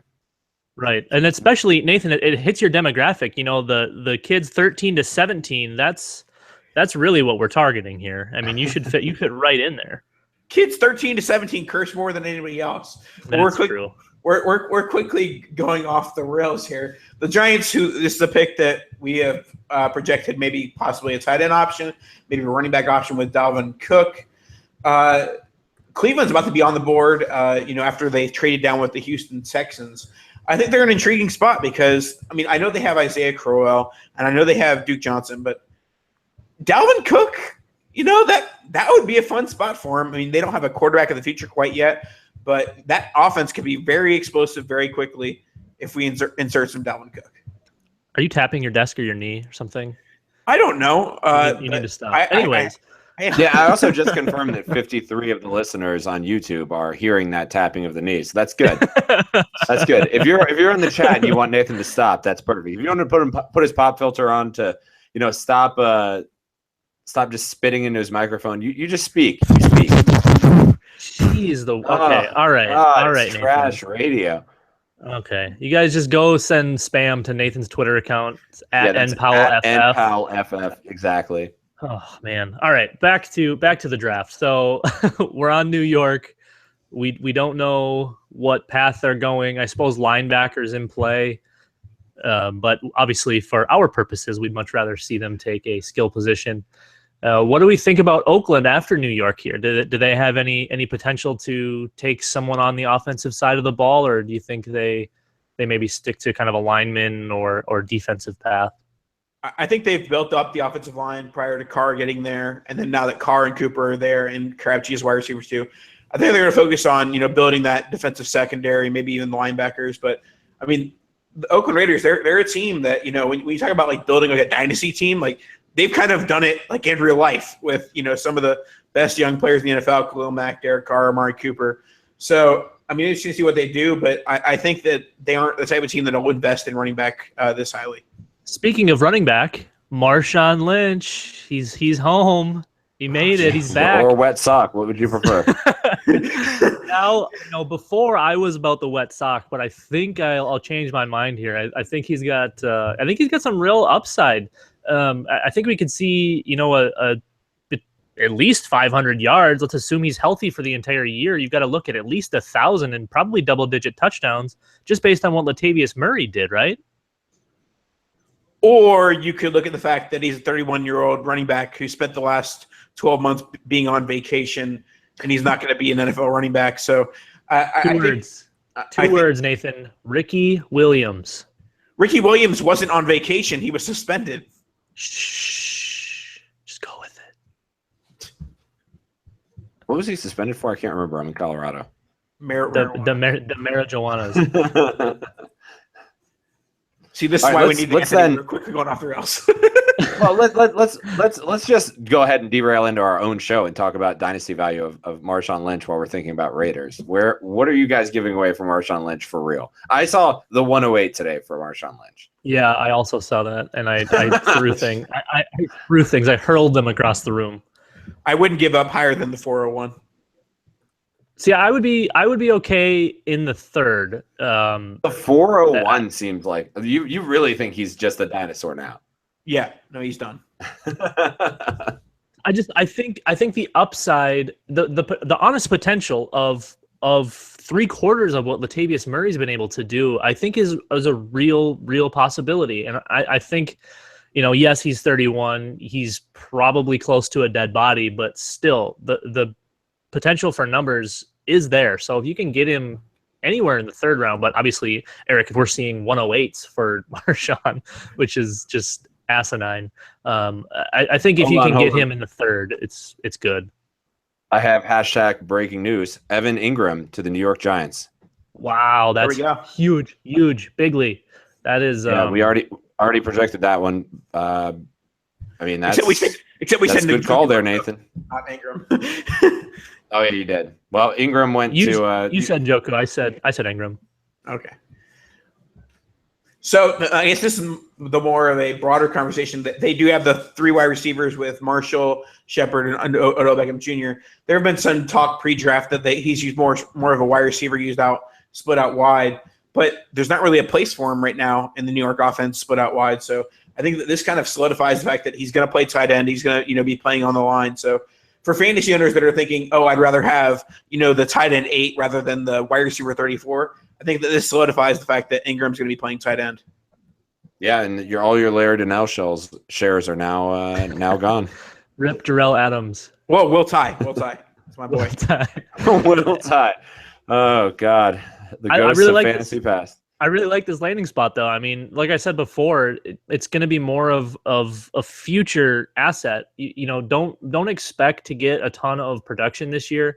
I still think we see a decent line, but it's definitely not going to be something like what OJ Howard's going to do as a rookie, and you're not going to see probably tight end 1 numbers at all. Maybe not even tight end 2 numbers. It's probably going to be some spot start stuff where if Marshall gets hurt or OBJ kicks a net and gets suspended or something.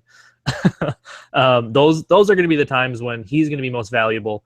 But I think it's going to be a really good thing for him to be able to go in with a lot of really good wide receivers and learn from them. Plus, this might actually, I hate to say it, but give a little boost to Eli Manning, maybe? Well, I mean, actually, Ryan McDowell just had a great tweet that is, whoever the Giants draft tomorrow is going to be looking really good. Why? I don't get it. Because he's replacing Eli Manning. Deshaun Kaiser. Oh, okay, gotcha. Also, I hope you can't hear this crying baby in the background, but I might have to get up and help the wife with the crying baby. Don't mind me. Newborn problems. All right, so Oakland Raiders are currently on the clock. So this is a good opportunity to talk about a trade. Everyone likes when we talk about trades that happen in our leagues. Dan, this happened in Caduce Dynasty, the league that makes fun of me. Upon pretty much when Leonard Fournette was taken, this trade was made, and it was the 101 and Devontae Parker for Amari Cooper. Eric, this is the first time you've heard of this trade, so let's hear your thoughts. First of all, who's your 101 right now? And what are your thoughts are that player plus Devontae Parker for Amari Cooper? Sorry, I was reading Twitter. I wasn't even listening. What did you say, Nathan? Would you like me to go first? What? Go ahead, Dan. Okay, so yes. So Eric, I'll rephrase it and then I'll answer. So it was Amari Cooper for Devontae Parker and 101. My personal 101 at the moment is Corey Davis. So I look at it as Devontae Parker and Corey Davis for Amari Cooper. For me, it's still Amari Cooper. I've never been on the Devontae Parker bandwagon. I think Corey Davis is going to be a beast, but I don't think he's on the level of the prospect that Amari Cooper was, and he is still growing. And that will be his team as soon as Michael Crabtree dies finally and goes away and stops hogging all of the targets, and they realize that Amari Cooper's good in the red zone. They need to figure it out. So for me, it's Amari Cooper. Nathan, I love the trade. Nice work. Yeah, I wasn't involved in the trade, Dan. I'm on the Amari Cooper side too, but also you're like Michael Crabtree's not going to die soon. He's 29, and for those of us, those of you that are new to the Dynasty Tradecast, we talk about players dying all the time when they turn like 32. I think that's the end. Is like as a 33-year-old, it's the afterlife is it's great. It's awesome. No. I mean, I'm 27. I've peaked. All right, this is it. I'm on the downslide. So once you get past that number, it's game over. Unless you're like AJ Green or Des Bryant or somebody like that. But no, I mean, I agree with you completely. I mean, Amari Cooper's what the overall 6-7 in a startup draft. Like that's pretty tough to top. And Devontae Parker in that situation is kind of a non-factor for me, being a 4th round pick now. And if he falls off a cliff again, he's probably lower than that in startups. See, this is interesting because I actually think this is really, really close. I mean, if Corey Davis hadn't gone 5 overall and he had gone more like 16 and we decided, okay, he's the 101 and it's Corey Davis, Devontae Parker, then it's more of an intriguing, more of an even closer situation. But for me, I think I'm going to lean Corey Davis here because, Amari Cooper, fourth overall pick in the NFL draft. Corey Davis just 1 pick later, a couple years later. And so he's going into, like with Cooper. Cooper went into an offense that shortly became one of the best young offenses in the NFL. And right now, the Titans are one of the best young offenses in the NFL. So, I mean, I'm going to take the wide receiver 1 in Tennessee. And then on the off chance that Parker turns it around, like he's shown flashes, but he's not really, done much. So it's more of, for me, I'm betting that Corey Davis and Cooper can be, close in the next like 12 to 18 months. And then I'm betting that Parker eventually does something. Yeah, I mean, that's the big question. Is if Parker does something, that's key. Yeah, and that's probably the hinge point on this entire trade is your actual value of Devontae Parker. I know there's a lot of people out there that still have him ranked really highly. He's still like close to that wide receiver 2 range for them overall. And for me, it's not close to that. But I understand it. I do. He was pretty highly regarded coming out, and he's got an okay landing spot. The issue is Jarvis Landry's not going anywhere. They brought Kenny Stills back. Leonte Carroo still exists as much as we don't want to think that he's there. And again, Ryan Tannehill's pretty terrible. So the arrows aren't exactly pointed up for Devontae Parker, but he can still definitely do it. I think he's shown enough so far. There's enough flashes where if he does put it all together, I think he can be in that wide receiver 2, area. But I don't think right now we can even think about that. Yeah, I mean, the volume has to get much higher in Miami. Like that has to be the case. Or like Jarvis Landry has to fall off a cliff somehow. One of the two. So we've got some the pick is in with the Oakland Raiders. And then they've gone with Garyon Conley. This is an interesting selection because he has been, in discussions with police after an investigation. This type of thing that ended up having La'el Collins go undrafted 2 years ago? Yeah, 2 years ago, Lyle Collins went undrafted because he was under investigation in a crime situation. And Conley, people were thinking when this news came out, probably like 18 to 24 hours ago, like, oh, this is going to have huge news because there's no really resolution to his legal situation right now. He hasn't been arrested or anything, but he's under investigation. And I'm not going to play the game of who did he do it, did he not? But it's more of the fact that he's being selected in the first round of the NFL draft. The Oakland Raiders clearly think that what's going on right now doesn't have any legal ramifications for Conley, but it's definitely interesting to see that the NFL was a lot more cautious with this type of thing with Lyle Collins, but that wasn't the case with Conley. Yeah, it's the ultimate high risk, high reward, and it's tough to, at this point, not knowing exactly what's there is calling it a reward. Because if he is a dirtbag, we don't want to call him a reward. But there's nothing to be proven yet, so I'd like to give the kids the benefit of the doubt at this point. So it could be huge for them, really, because he was, like you said, Nate, he was supposed to go really high, and getting him at 24 is, that's really good value for them. Let's hope one more thing didn't happen, and he's clean and everything's good. So we're up. Let's the Browns are about to have their pick in. They were on the clock, and now their pick is in. But let's take this time to talk about some Corey Coleman. Corey Coleman is the guy who went 102, 103 in rookie drafts this time last year. Do we think that Coleman sneaks into that top 18, top 24 wide receivers in 2017? Or do we think he needs a quarterback to, be that fantasy relevant? One thing that Jacob Rick wrote of the RotoViz, the flagship pod. Yeah, the flagship pod. He always, posts this list of all the great wide receivers in the NFL today. It's like, okay, how are these rookies or how are these young players going to fit into this top 24 wide receivers? And oftentimes it's a very good argument because, as a guy who argues for young wide receivers very often, it's like, wow, how are they going to, get past guys like Keenan Allen and guys like that? So do the Browns and Corey Coleman sneak into that, top 18, top 24 wide receivers 2017 in scoring? Obviously in dynasty rankings and dynasty ADP, he's going in, that 12 to 18 range-ish. So where do you think Corey Coleman will finish in PPR points this year? Yeah, I'm not sure this year's the year for him, especially as a guy who predicted the Browns to win. What was the bet? Five wins? Is that what it was? No, So you said 8, but you should want Corey Coleman to have like 20. 20 touchdowns. But the fact that they haven't addressed the quarterback position at this point, I think it's very telling that they're going the suck again this year route and continue building assets and try to make their move next year. So I'm not sure this is a year for Corey Coleman, but it's a nice time, probably mid-season, to buy him low. I don't know if he's going to be able, if you're going to be able to buy him low. I think it's going to depend on his health mostly. If he stays healthy, even with the garbage they have back there throwing the pigskin around, I think he's going to be able to put up numbers. There's no one taking targets from him. So, what, Kenny Britt? Yeah, okay.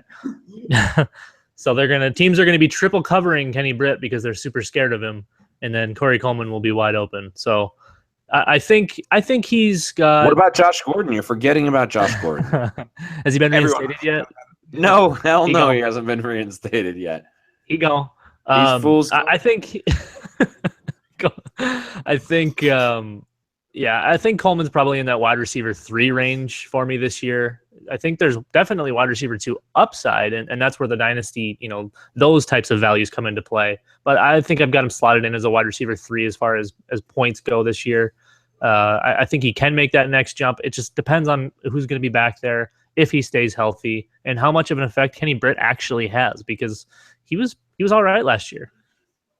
So quick roundtable, highest rookie pick you give up for Coleman right now? I say 104. 106. Yeah, I'm right there. 106, 107. 105. I'm gonna switch that to 105. All right, I'll say 106. I'm the lowest on him. So you say Coleman over Mike Williams? Yes.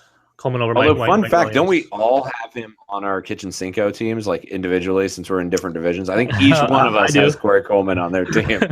Yeah, we all do. I paid $35 for him.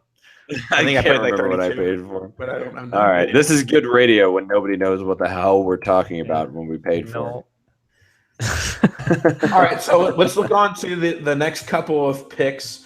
Buffalo traded down from 10 to 27, and they got that 2018 first from the Chiefs.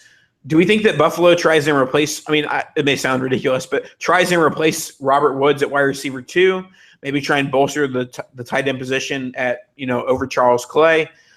I think that if they're in the position that they want Tyrod Taylor to succeed, they're going to need another wide receiver because Sammy Watkins, I love him and I have him on a bunch of dynasty teams, but it comes down to NFL teams believe in the injury prone thing and the players being availability over all that type of thing. So I think that there's a legitimate chance the Bills invest at a high position in a weapon, whether it be wide receiver or tight end. So let's say they do. Let's say 2 picks from now they either get Njoku or one of the wide receivers left. What are our thoughts on Tyrod Taylor? Well, I mean, I as a Virginia Tech guy, I love Tyrod Taylor and have since he came out. I actually watched. He was my college quarterback, so I have like a special place in my heart for him. But I mean, I think he's the real deal. I think he did the more traditional NFL quarterback starter route, like where he sat on a bench for 4 years and finally got his chance and turned out great. He's well-rounded, understands the offense, like has work ethic. It all is trending correctly for Tyrod. So for me, I mean, he's a guy that has been hated on this offseason. Clearly is hated on by the Bills, but he's got a market once he steps off the Bills, or if the Bills pick up a quarterback, and get rid of him next year, I think that they would be very foolish to let him go, I guess is what I'm saying. As a Virginia guy, I completely hey. Welcome back, Nick. Don't listen to anybody who wears ties to football I just had to throw the UVA BT shade in there. All right. Well, I'm surprised you're not wearing a tie right now. I'm a redneck, so we don't wear ties. No such thing. Yeah, I think if they do go wide receiver or Njoku, however you say it, I think I have Tyrod as a low end QB1 right now, and a lot of people probably think that's crazy. There's not a lot of guys that have the upside that he has. He can do it with his legs. He can do it with his arm. He keeps proving it. He just needs weapons around him. Yes, Robert Woods does actually hurt a little bit to lose, as bad as everyone thinks he is. He kind of controlled that offense there for a little while. Well, obviously Sammy was out. Charles Clay is an okay tight end. Obviously, if they go tight end here, I mean, it kind of bumps him down quite a bit, but they could still roll out 2 tight ends. I think they're probably more in the range to get wide receiver a little bit later, maybe 2nd and 3rd round they target wide receiver and hit some other spots of need here. But yeah, as far as Tyrod goes, I don't know that I can really get much higher on him. I think he's either my QB 10 or 11 in Dynasty, just almost strictly due to upside, but he has proven it. So I do like him. In a league where they paid $13 million for Mike Glennon, like Tyrod's got a place. Like he's definitely got a place. No doubt. So we'll continue the live draft updates with Jabril Peppers, a guy who is often mocked as like the number 1 pick as like very, very early on in this process, maybe as early as like October. I think the buzz kind of quieted down on him, in the January, February range. But Peppers is a guy that, highly touted prospect. He was the number 2 prospect in his high school class. And then as we enter in the NFL draft, he wasn't a huge turnover producer at Michigan, but he was still one of the best players in college football, and he goes to the Browns here. So the analytics movement, Nick, is Jabril Peppers joining it? As he chews on something. All right, Nick's out. We got RotoDog here, don't we? Look at this. We got the RotoDog. Oh, and here we go. We got the RotoViz here too. Yeah, we got Ben Grutchback too. How we doing? You guys didn't burn the place down while we were gone. I love it. Oh, it's on fire. No, we tried. I mean, I was watching the followers. This is fine. This is fine. It mentioned Virginia Tech for crying out loud. So, all right, we're gonna see Isaiah Ford go today. Let's do it. Oh Jesus! No, you stop it right now. That's not quite the Isaiah that Wispy was looking for. He's been all over the Zay Jones here. Yep. I think. I haven't seen any of these more recent picks. What did we see? Did we see a lot of defensive picks lately, or where have we been? I've been writing my little John Ross. Peppers with the Browns. Peppers to the Browns. The world's saddest. We got to sit in while all the defensive and line plays. None of the skill positions went off. Thankfully, it's an IDP Except for show, Evan so Ingram. we're good. And then Conley, the risky pick, Conley. Oh yeah, I saw that. Of course, the Raiders, right? Yeah. Yeah, and Ingram I guess went. That's probably the only really skill position you may have missed. Oh, I did notice that, but I didn't really process that yet. To the Giants, right? Yeah. Yeah, How do that's we going to feel be good. about that? What do you guys think? We talked about it a little bit. I think it's more of a kind of down the road play. I think he definitely helps, immediately with the blocking assignments and things like that. But with Marshall and OBJ and Sterling Shepard, I think his receiving role is going to be relatively limited outside of maybe some red zone stuff. But I mean, he can stretch the field as well. So I just think with the bodies there, it'd probably take an injury for him to see some real targets. So I think we're probably looking at, a year 2, a year 3 tight end, like we're kind of used to seeing. Falcons trading up, so it's definitely not a offensive player here. Seahawks trading out. They've only taken, a couple first-round picks in the last, I don't know how many years it is off the top of my head, but they seem to trade out following the Patriots mantra. Yeah. Well, either that or they didn't trade out. They just traded back to 31 because Falcons do have 31. That might have been it.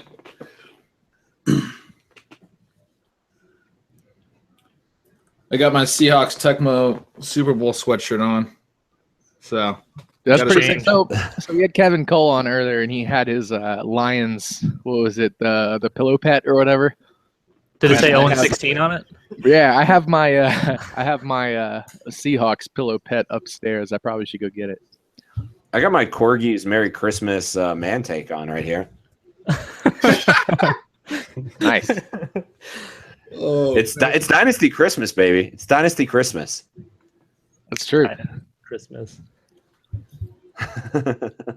So I'm sure that for anyone who's been listening the entire time that they've heard Pat and Nick's takes, but who is your 101 from tonight so far? My 101 from tonight?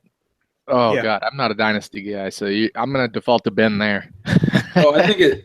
You mean if I was doing a rookie draft right now, who would I take? Yeah. Or are you saying Of players that have been selected so far, who's the best Dynasty player?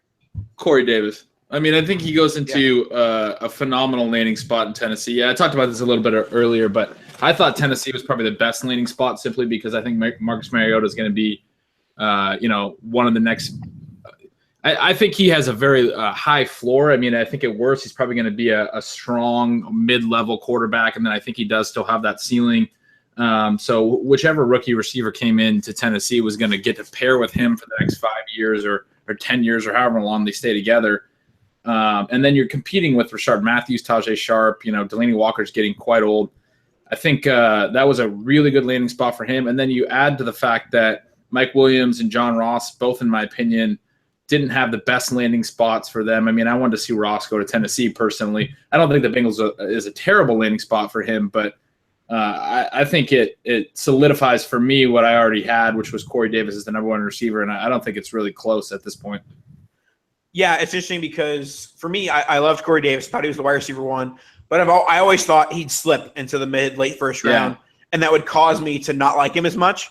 But the fact that he goes 105 to the Titans and one of the best young offenses in the NFL, that causes me to have him locked in pretty much as the 101. Yeah. So I'm with you on Davis at the 101. Is anybody dissent with that, or is everybody kind of in agreement there? I think that I agree with that completely. I think the bigger question is who's the 102? Ooh, that's a good one. That's probably the best question there. McCaffrey did not get a great landing spot. That's the guy I had at 102, and we talked about this earlier as well, but Carolina, I think a lot of people liked that for Carolina, but it's hard to imagine, Brian, someone referenced this earlier. I think it was Rebar, but Brian Malone wrote an article last summer about how running quarterbacks don't tend to dump off to running backs as much. And if you think about it from a narrative standpoint, it makes a lot of sense. I mean, obviously when plays break down, quarterbacks either look to dump off to their outlets or they look to run, one or the other. Right. So unless Cam Newton's all of a sudden not going to be a running quarterback, I mean, it's not I don't see how McCaffrey gets 60, 70 targets like I had hoped for him if he landed in a few different spots. So definitely not a spot that I'm very comfortable with him. But I don't know. So does that mean you have Fournette as the second? Because the Jag spot is also kind of a gnarly bad spot. Yeah, I'm not real high on Fournette at all. So that's interesting. I don't know who I'd have at second. I got to mull that over a little bit. I think 2 through 5 maybe even is kind of on hold right now until we see where Dalvin goes, till we see where Mixon goes. If any of these lower end wide receivers land in some crazy favorable spot and they decide to make a jump, I think now you might even have to put OJ Howard in a tier with McCaffrey and Williams, and that's probably going to sound crazy to some people. Interesting. And I don't really like playing tight end that way. But I think both of those guys got a pretty rough landing spot overall, and I agree with everything you said, Ben, as far as McCaffrey getting the touches from in the passing game, and I truly believe he really needed those in order to get that 102 nod. I don't think there was any chance I was ever going to take him at 101, but in order to have him at 102, he needed the spot kind of anywhere but Carolina with Cam, and that was kind of where everyone was projecting him to. So great for Carolina, bad for McCaffrey. I think right now, if I had to pin it down, I would say Davis 1, Fournette 2, and then I just kind of don't know. If I had a gun to my head, I'm putting Mixon at 3 and Dalvin at 4. Wow. Okay. Okay. for me, wow. we talked about the dumping off and the running quarterbacks dumping off to the running back. I'm less worried about that and more worried about what Cam Newton and his red zone rushing production does to McCaffrey, because with McCaffrey in a normal offense, maybe his touchdown upside is 12 to 14, but in a Cam Newton offense where he's going to steal 5 to 6 rushing touchdowns per year, maybe that touchdown upside is more like 6 to 8. So I mean that's the difference between more of like an RB4, RB5 overall to like RB16, RB17. So I mean there's a big difference when you don't have that touchdown upside that McCaffrey loses when they have Cam Newton in the same backfield. That's true. Plus, Jonathan Stewart's still going to be there and ruining everything for everyone. No, he's not. No, I mean, no. He's not. I disagree. I think he's still good. I mean, a couple years from now, though, he won't be. I mean, right. It'll be like 1 year from now, he won't be. Yeah, right. So in 2018, and then there might be an argument that in 2018 or 2019, the Panthers might start to limit the types of hits that Cam Newton takes at the goal line. I mean, we saw a pretty nasty concussion from him. I guess it was the season before last, or was it last season, where he was going into the end zone. I think it was in Atlanta. Remember when he got rocked going into the end zone? Oh, yeah. He's already, I think, 27, 28 now. So, as he starts to approach 30 a couple years from now, it might end up being a situation where McCaffrey can get those types of carries, but I don't know. I mean, it's hard to wait that long, I guess. I mean, I tend to play more for this year in general. So, and as much as you want to say, we're going to keep Cam in the pocket, we're gonna let him run less. You can't really take that out of the quarterback. If he's dropping back and he doesn't see what he wants to see, he's going to take off because that's just the way he plays. I mean, look at what Michael Vick did for so long. He still took off. You couldn't get him to stay in the pocket and just dump stuff off. So I think Cam has that same kind of mentality where he's just going to keep going until his body just can't do it anymore. And I think at that point, Carolina is going to be on to a new quarterback.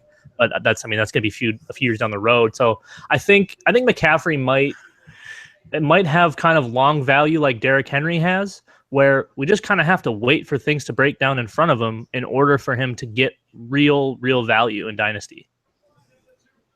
Yeah, who wants to wait that long? Oh, go ahead, Ben. No, I just said, guys, I have a breaking news alert. I have to go take care of an infant, so I'm going to leave you guys to your own devices. All right, good to have you on, man. Bye, Eric. Godspeed, guys. Thanks, Godspeed. Eric. All right, so now the production quality immediately increased at least 100%. What are you leaving, Nathan? I am not. So, okay. For us non-IDPers, let's weigh in on Reuben Foster a little bit.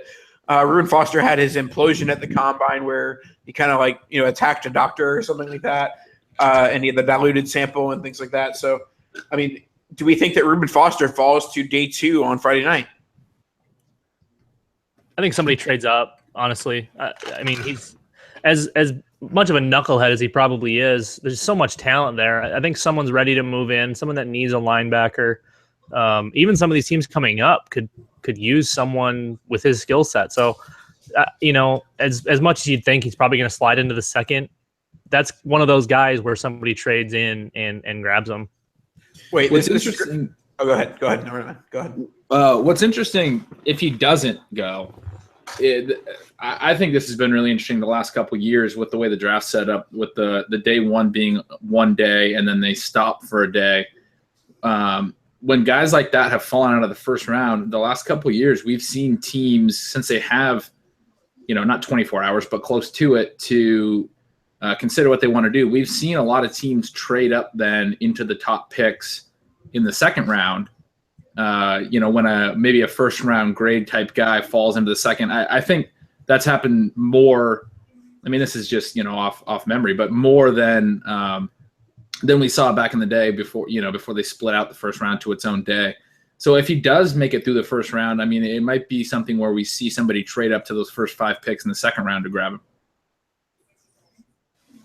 I think that's definitely fair, and I think that makes a lot of sense for those teams. It's going to hurt Foster a lot as from a financial standpoint, but maybe one of those better teams who's maybe a linebacker away from having a very good defense, maybe they can get their hands on him for cheap, and sliding into the beginning of the second is much cheaper than getting into anywhere in the first. So I think it's going to be a smart move if somebody does trade up. Otherwise, if one of these teams at the back end of the first or early in the second just decides to go ahead and take him, I think it's going to end up being a really good value pick.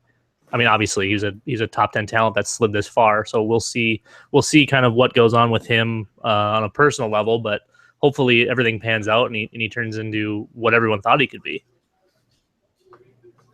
So you guys were on when the Giants made the pick. Was Anthony on at the time?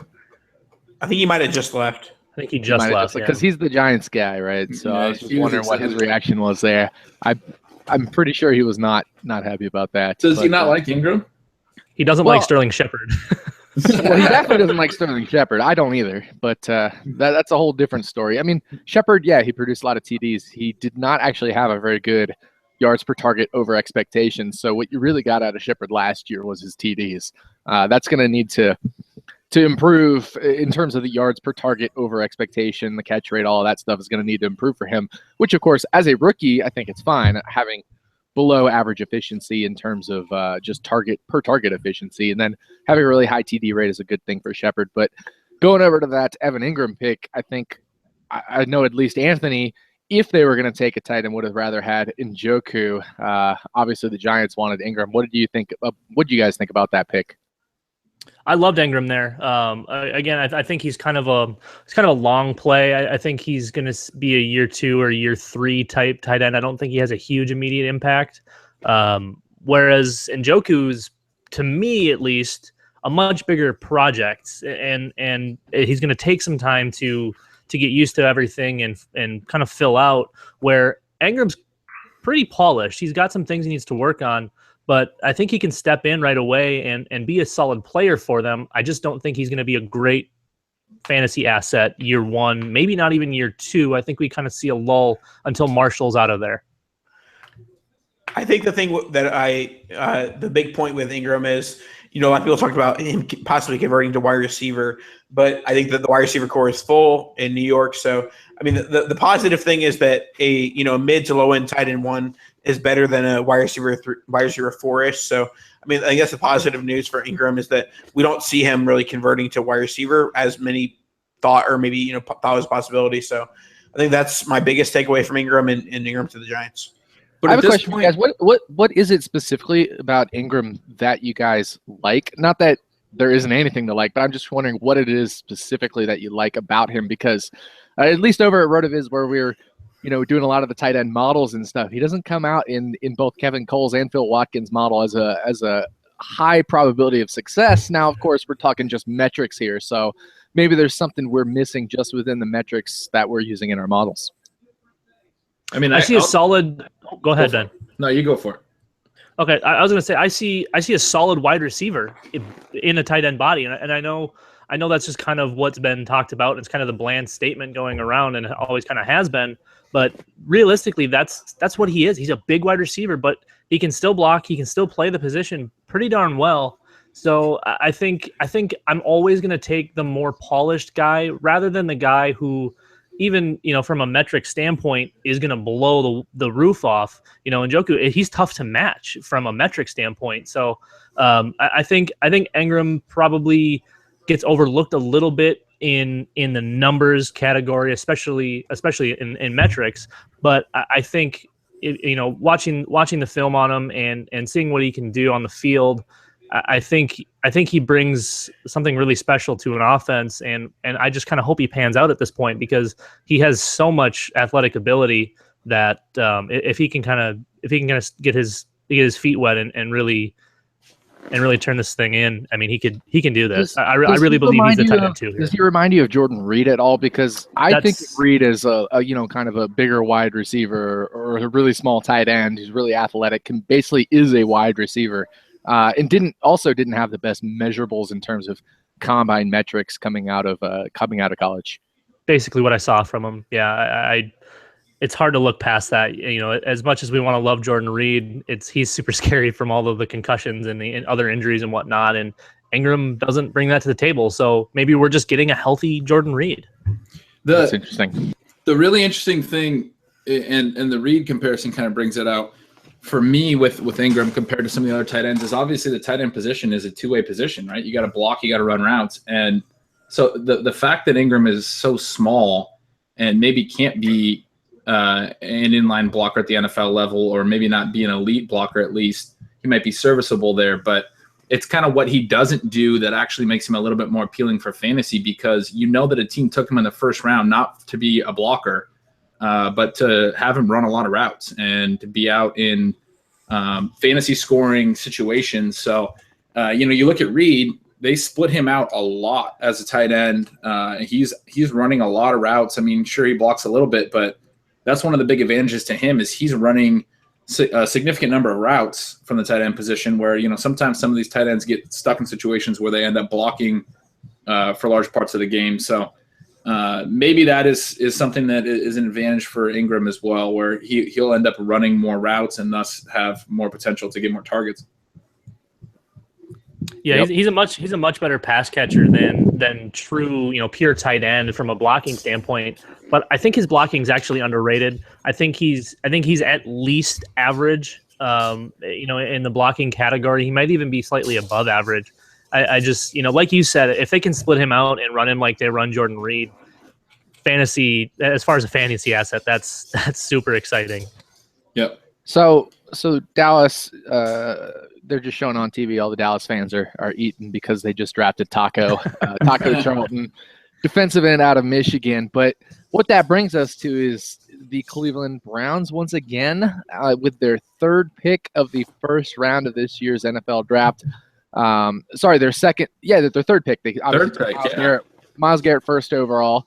So they traded back in. They took Jabril Peppers, as we mentioned, safety. So now, is this the point where they go offense? Is this the point maybe they go Njoku here or somebody else? Because I know Kevin Cole was adamant that they were going to take O.J. Howard, and then they traded out of that pick. So what do we think the Browns do here on this pick?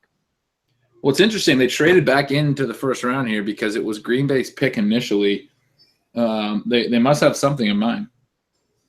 I really think getting in front of Pittsburgh I think this is Kaiser. I think Pittsburgh really had their eye on Kaiser, looking for that heir apparent to Big Ben. And, I mean, obviously, we all know Cleveland should have tried to at least get a quarterback out of this draft.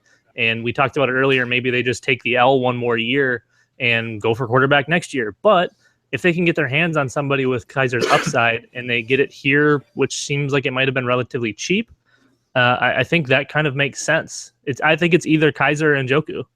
So I'm going to chime in here because I actually just did the interview with Jacob Klinger, who is a beat writer for Penn Live for the Steelers, and he thought they were almost certainly going to go with an outside linebacker here. We've only seen one come off the board. So, at 30, Pittsburgh could go outside linebacker. Yes, that it's possible that they take a quarterback, obviously with the situation around Ben Roethlisberger, with his age, with the reports that he contemplated retirement. Of course, our beat guest decided there was no way that Ben was ever contemplating retirement. So definitely an interesting situation there. But I guess Cleveland does think there's enough chance that Pittsburgh does take a quarterback, and maybe that's what they're doing. But I'm seeing Njoku.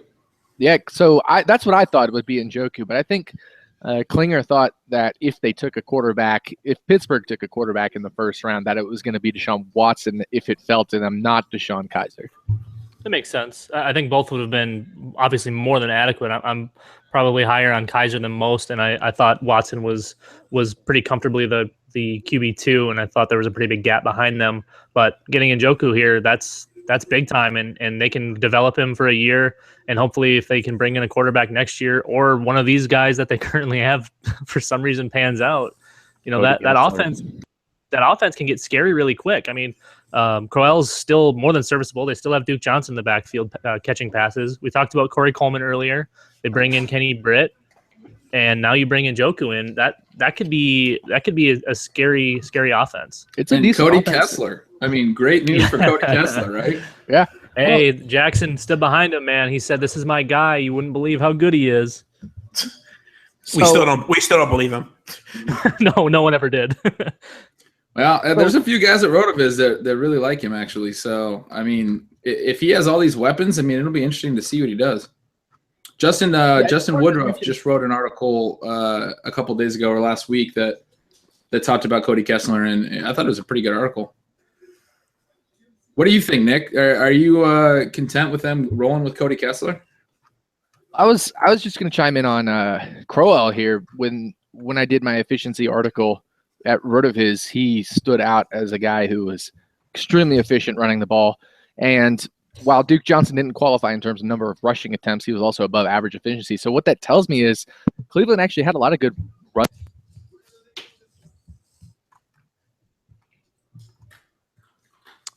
We lost the audio on Nick. I think you accidentally muted your mic.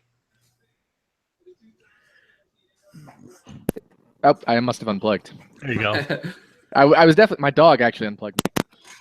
So anyway, I don't know if you heard what I was saying, but so Isaiah Crowell was like one of the top 10 in terms of rushing efficiency this past year in terms of yards per carry over expectation. So relative to down distance and yard line, Isaiah Crowell was in the top 10. And then you also add in the fact that Duke Johnson was, while he didn't have enough attempts to qualify, he was also above average in efficiency. So that tells me that Cleveland's offensive line actually performed pretty well in the rushing game. If you add in these receiving weapons, and then you also add in the fact that Cody Kessler, from my definition of success for an NFL quarterback, he has already actually met the definition of success, which is 8 games started in a year where he also throws for an AYA of 7.0 or greater.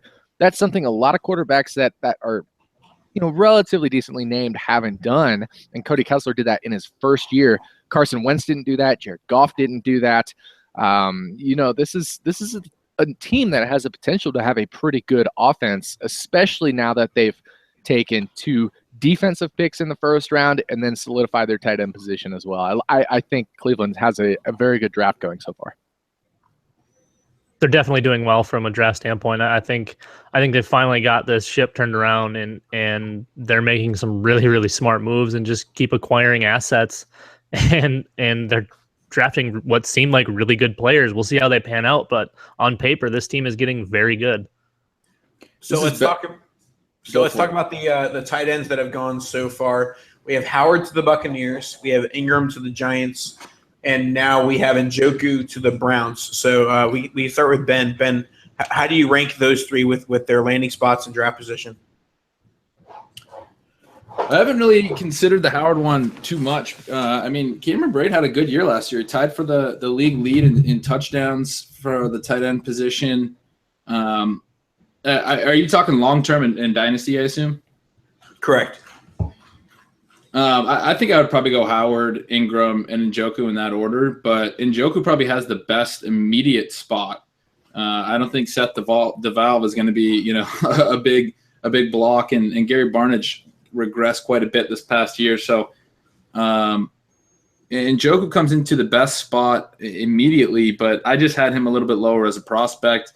I think Ingram, like you guys said, a couple years down the road is probably a good bet. I think he's going to have a tough time with Brandon Marshall on the roster. I think eventually he'll probably assume whatever targets Brandon Marshall has, in 2017, maybe 2018 as well. But they're basically probably pretty similar players at this point. Ingram being a faster tight end and Marshall slowing down a little bit in his age. Back to your point on Sterling Shepard's TD rate, I mean, I think Marshall and now Ingram are going to really hurt that. So anyway, Ingram's going to be a little bit longer of a prospect, but really all tight ends kind of are. I mean, I was looking the other day at rookie tight end production since 2000. I think there's only been two maybe that have had over 600 yards. I mean, when we see like big rookie tight end seasons, and there's been a couple that we think of as big, it's usually because they rack up some touchdowns. Like Hunter Henry last year, a lot of people point to him having a pretty strong rookie year. He only had 36 catches, 500 and something yards. He had 8 touchdowns. He tied with Cameron Brate for the league lead. So it was really the touchdowns that made him really interesting, but he still was only a tight end 2, even though he tied for the league lead in most tight end touchdowns. He finished in the teens somewhere in fantasy scoring. So, I mean, I think he has a promising career ahead of him, but I just don't think you see tight ends have these big impacts their rookie year unless they just string together a lot of touchdowns. Njoku's offense is, it could be improved, but I think it'll be tough for him to score a ton of touchdowns on an offense that also has a lot of other good weapons. And then, I don't think it's a great spot for Ingram or Howard to do that either. But I think more long-term, Ingram and Howard I still like as the prospects. I think that Cameron Brate in his season in 2016 is more of a product of there was literally nothing else after Mike Evans. So, Jameis Winston was just targeting Cameron Brate at a high rate in the red zone, and he, tied the league lead in tight end touchdowns. I think this is more of O.J. Howard is the more talented player going into the same situation that Brate was in similarly. So I think that Howard takes advantage of what the opportunity Brate had and does more with it. And so I think that if we're talking about Brate and his dynasty value, I think it's minimal to none right now. It's more of, okay, this guy is worth, a stash in tight end premium and 2 tight end leagues. But Howard, I think he's a guy that can take advantage of a solid situation. And I know it's not the best situation to bet on rookie tight ends, and I'm not going to be betting on O.J. Howard from a redraft standpoint, but I don't think this is going to be the type of guy that where you can wait until year 2 or year 3. Like, oftentimes you can say, okay, I'm going to go buy O.J. Howard in 2018 or 2019. That's not really going to be the case. I think he's going to score enough touchdowns where the price is going to stay the same or even rise. I'm going to be the contrarian here. I'm going to say that O.J. Howard's my number 3 of these tight ends. And I know it's a hot take, but Tampa Bay. So I happened to do all these interviews with the offensive players, but I did the interview with Tampa Bay with Greg Auman of the Tampa Bay Times. They love Cameron Brate. Jameis Winston and Cameron Brate have a real connection. They did want to take a tight end, yes, and he said they love running 2 tight end sets. They need a blocking tight end. They still want to use Cameron Brate a lot. So I think this is a team that will use 2 tight end sets. We'll use Deshaun Jackson to get down the field and Mike Evans a lot. I don't think that leaves necessarily a ton for O.J. Howard in the short term. If you also have Cameron Brate, you have Humphreys doing things. So not that Humphreys is a fantastic player, but there's still somebody to contend with. So in the short term, I actually think I like Ingram the most. I don't think Will Tye is necessarily a fantastic player there. The Giants also have Jarrell Adams, who they thought they could maybe try to develop. And I obviously also did the Giants interview, and they were thinking about kicking the can down the road at the tight end position and just not taking a tight end this year with Tye and Jarrell Adams. But the fact that they ended up selecting Ingram in the first round tells me they want to use him. Otherwise, they wouldn't have done this move. They're not that comfortable with the tight end position. I think Njoku is a prospect, and I think he's actually my favorite long-term prospect, even more than O.J. Howard, just because of his obviously the RotoViz guy with all the metrics and stuff. But his metrics project out to a lot better in Kevin Cole's regression tree. They also project out a lot better in Phil Watkins' logistic regression model. So all the things that we look for in a tight end Njoku kind of has, and I think there's a bit of a project there with Njoku as well. There's the fact that there still are a couple of good tight ends on the roster, but I think I'm going to go in the short term with Ingram 1, and then I think in the long term it'll probably be more Njoku and Howard, but I think I like Njoku because both Howard and Njoku, I think, have a little bit more a longer term appeal, and I just like the guy who has the measurables that fits the models better because I'm a RotoViz guy. Me personally, I was actually kind of on an island with Njoku. I actually had him as my tight end 4 coming into the draft, which is probably I'd want to say a fire take, but it's probably up there. I know a lot of people had him as the 1 or the 2. OJ Howard is such a well-rounded player, and even short-term, if they do end up using him as more of a blocker and they kind of just keep hoping teams slide a linebacker or a safety down on him and then just use Brait because he'll always be open, that's just fine. I think Howard is over and above the best tight end of the 3. I think he has the most long value, and I also think he has the most short-term value. I think he absorbs most, if not all, of what Cameron Brate did last year. Like you said, they love him, and that's great. But you don't spend a pick that high on a tight end, especially one of that ability, if you don't plan on using him. Kind of like how you said about Evan Ingram. You don't take him there if you don't plan on using him. So I have Howard 1, Ingram 2, and those 2 are my 1 and 2 pretty much throughout the entire process. And then I'm sliding Njoku up to 3 because I really like him landing in Cleveland. I think he could have some year 1 production, but I still think he's the biggest project of the 3, but his ceiling's probably the highest. So yeah. I think Howard's your absolute highest floor, Ingram somewhere in the middle, and then Njoku's definitely the highest ceiling just because he's such a physical freak and he can do everything. We just got to kind of get him polished up and ready to get out on the field, and hopefully they get a quarterback that can get the ball to him. But I suppose if he's running, 5 and 8 yard out routes, he doesn't really need that great of a quarterback. Who did you have at 3? Was it Bucky? I did have Bucky at 3. Yeah, I thought he was an immense talent as well, and I still think he's going to be a really good player for somebody at this point. Agree. Hopefully he goes somewhere that needs some tight end targets absorbed, but we'll see where he gets to. I have a question. Do you think would Bucky go back up to 3 for you if he ends up in kind of an ideal spot? If he can get into an ideal spot, yeah, I would put him back at 3 just from a talent perspective, and he wasn't the project that I see Njoku as. I think he would move back to 3, but right now I'm kind of comfortable having Njoku at 3 just because, like you talked about as well, it makes a lot of sense in Cleveland, and as much as we all wanted DeValve to turn into something as the dynasty sleeper, and we wanted 400-year-old Gary Barnidge to keep trucking. There's not much there, so it's kind of his world, and let's hope they get a quarterback to get him the ball. Nathan, you asked that question. I'm curious about your thoughts. Speaking of comfortable, I'm just gonna. Yeah, I was gonna say, not even on the just lay back. don't fall asleep. I've got RotoDog in my lap, so comfortable. Well, crotch shot. Yeah. Nathan, where do you have these tight ends at? The tight ends, I'm going to go with Howard 1 because I think he's going to the best situation of the 3, and he went the highest. I'm going to go with Njoku over Ingram right now because I think that Ingram, a few things have to happen in order for him to, be fantasy productive. Marshall has to retire or not be on the Giants.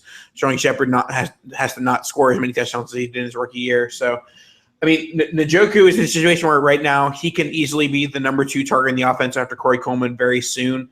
Maybe, probably next year after Kenny Britt. So where I'm at right now is I have OJ Howard number 1. I think that in a tight end premium non-superflex format, I think that I'd very comfortable taking OJ Howard around that 8-9 range.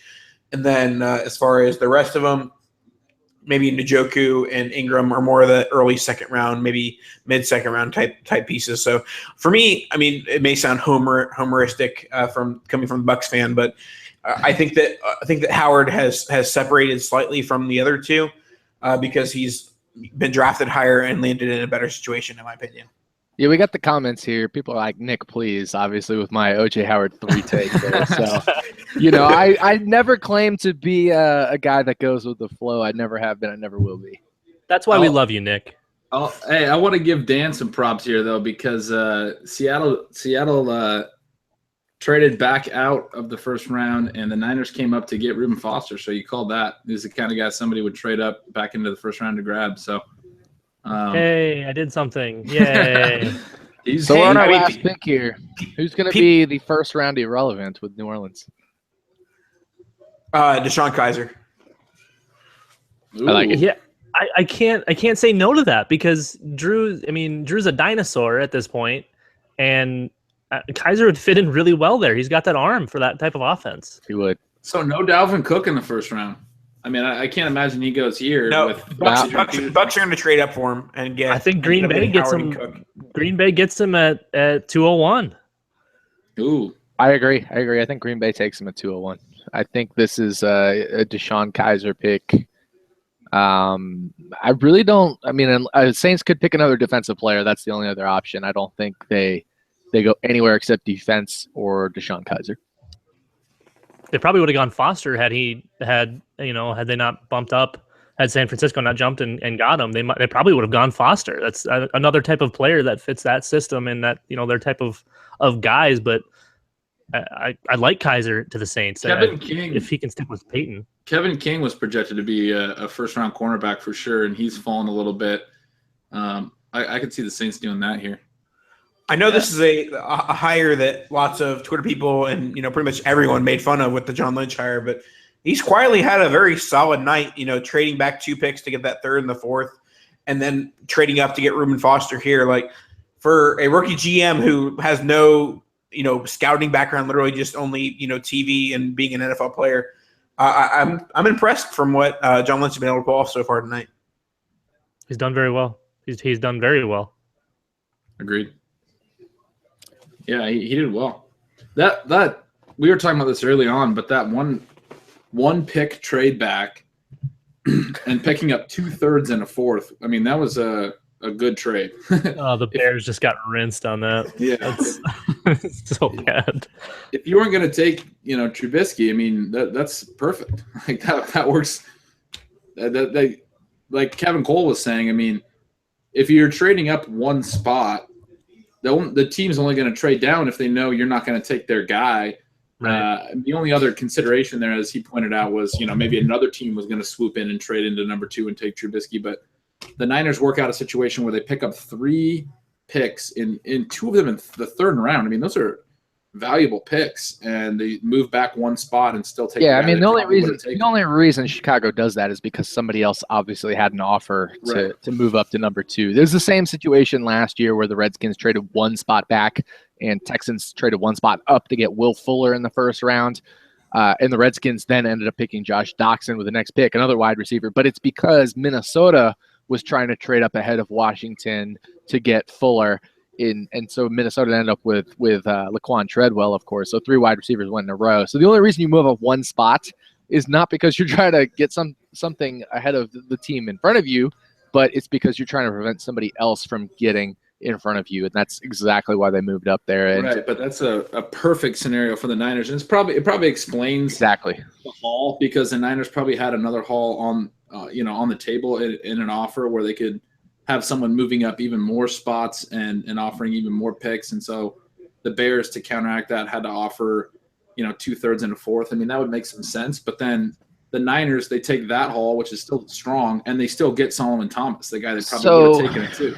The Saints didn't go with defense, and they didn't go with DeShone Kizer. They went with offensive tackle Ryan Ramczyk out of Wisconsin. So very interesting pick. Yeah, you gotta keep your half dead quarterback who's working off of marionette strings upright, I guess. Yeah. So is Dalvin Cook the first pick tomorrow? I don't think it's got to be right. Ooh, what do you think? One said yes and one said no. Talk about it. All right, I think that Cook and Mixon fall a little bit into like that middle of the second round range, because when players fall this far due to character concerns or even injury concerns, it's like there are probably half the teams in the NFL probably have these guys off their boards. So it's more of the middle of the second round, someone will find a team that still has them on their boards. So yeah, but Green Bay hasn't picked yet. That's a good point. But I honestly think they slid back knowing no one was going to take Dalvin in front of them and said, hey, let's gather up some extra assets. Let's still get our guy, but let's not slide too far back where we could risk someone else jumping in, because they knew everybody that was in front of him wasn't going Dalvin. And once they traded back, they had to have known that. Maybe New England just take another running back, right? No, I'm just kidding.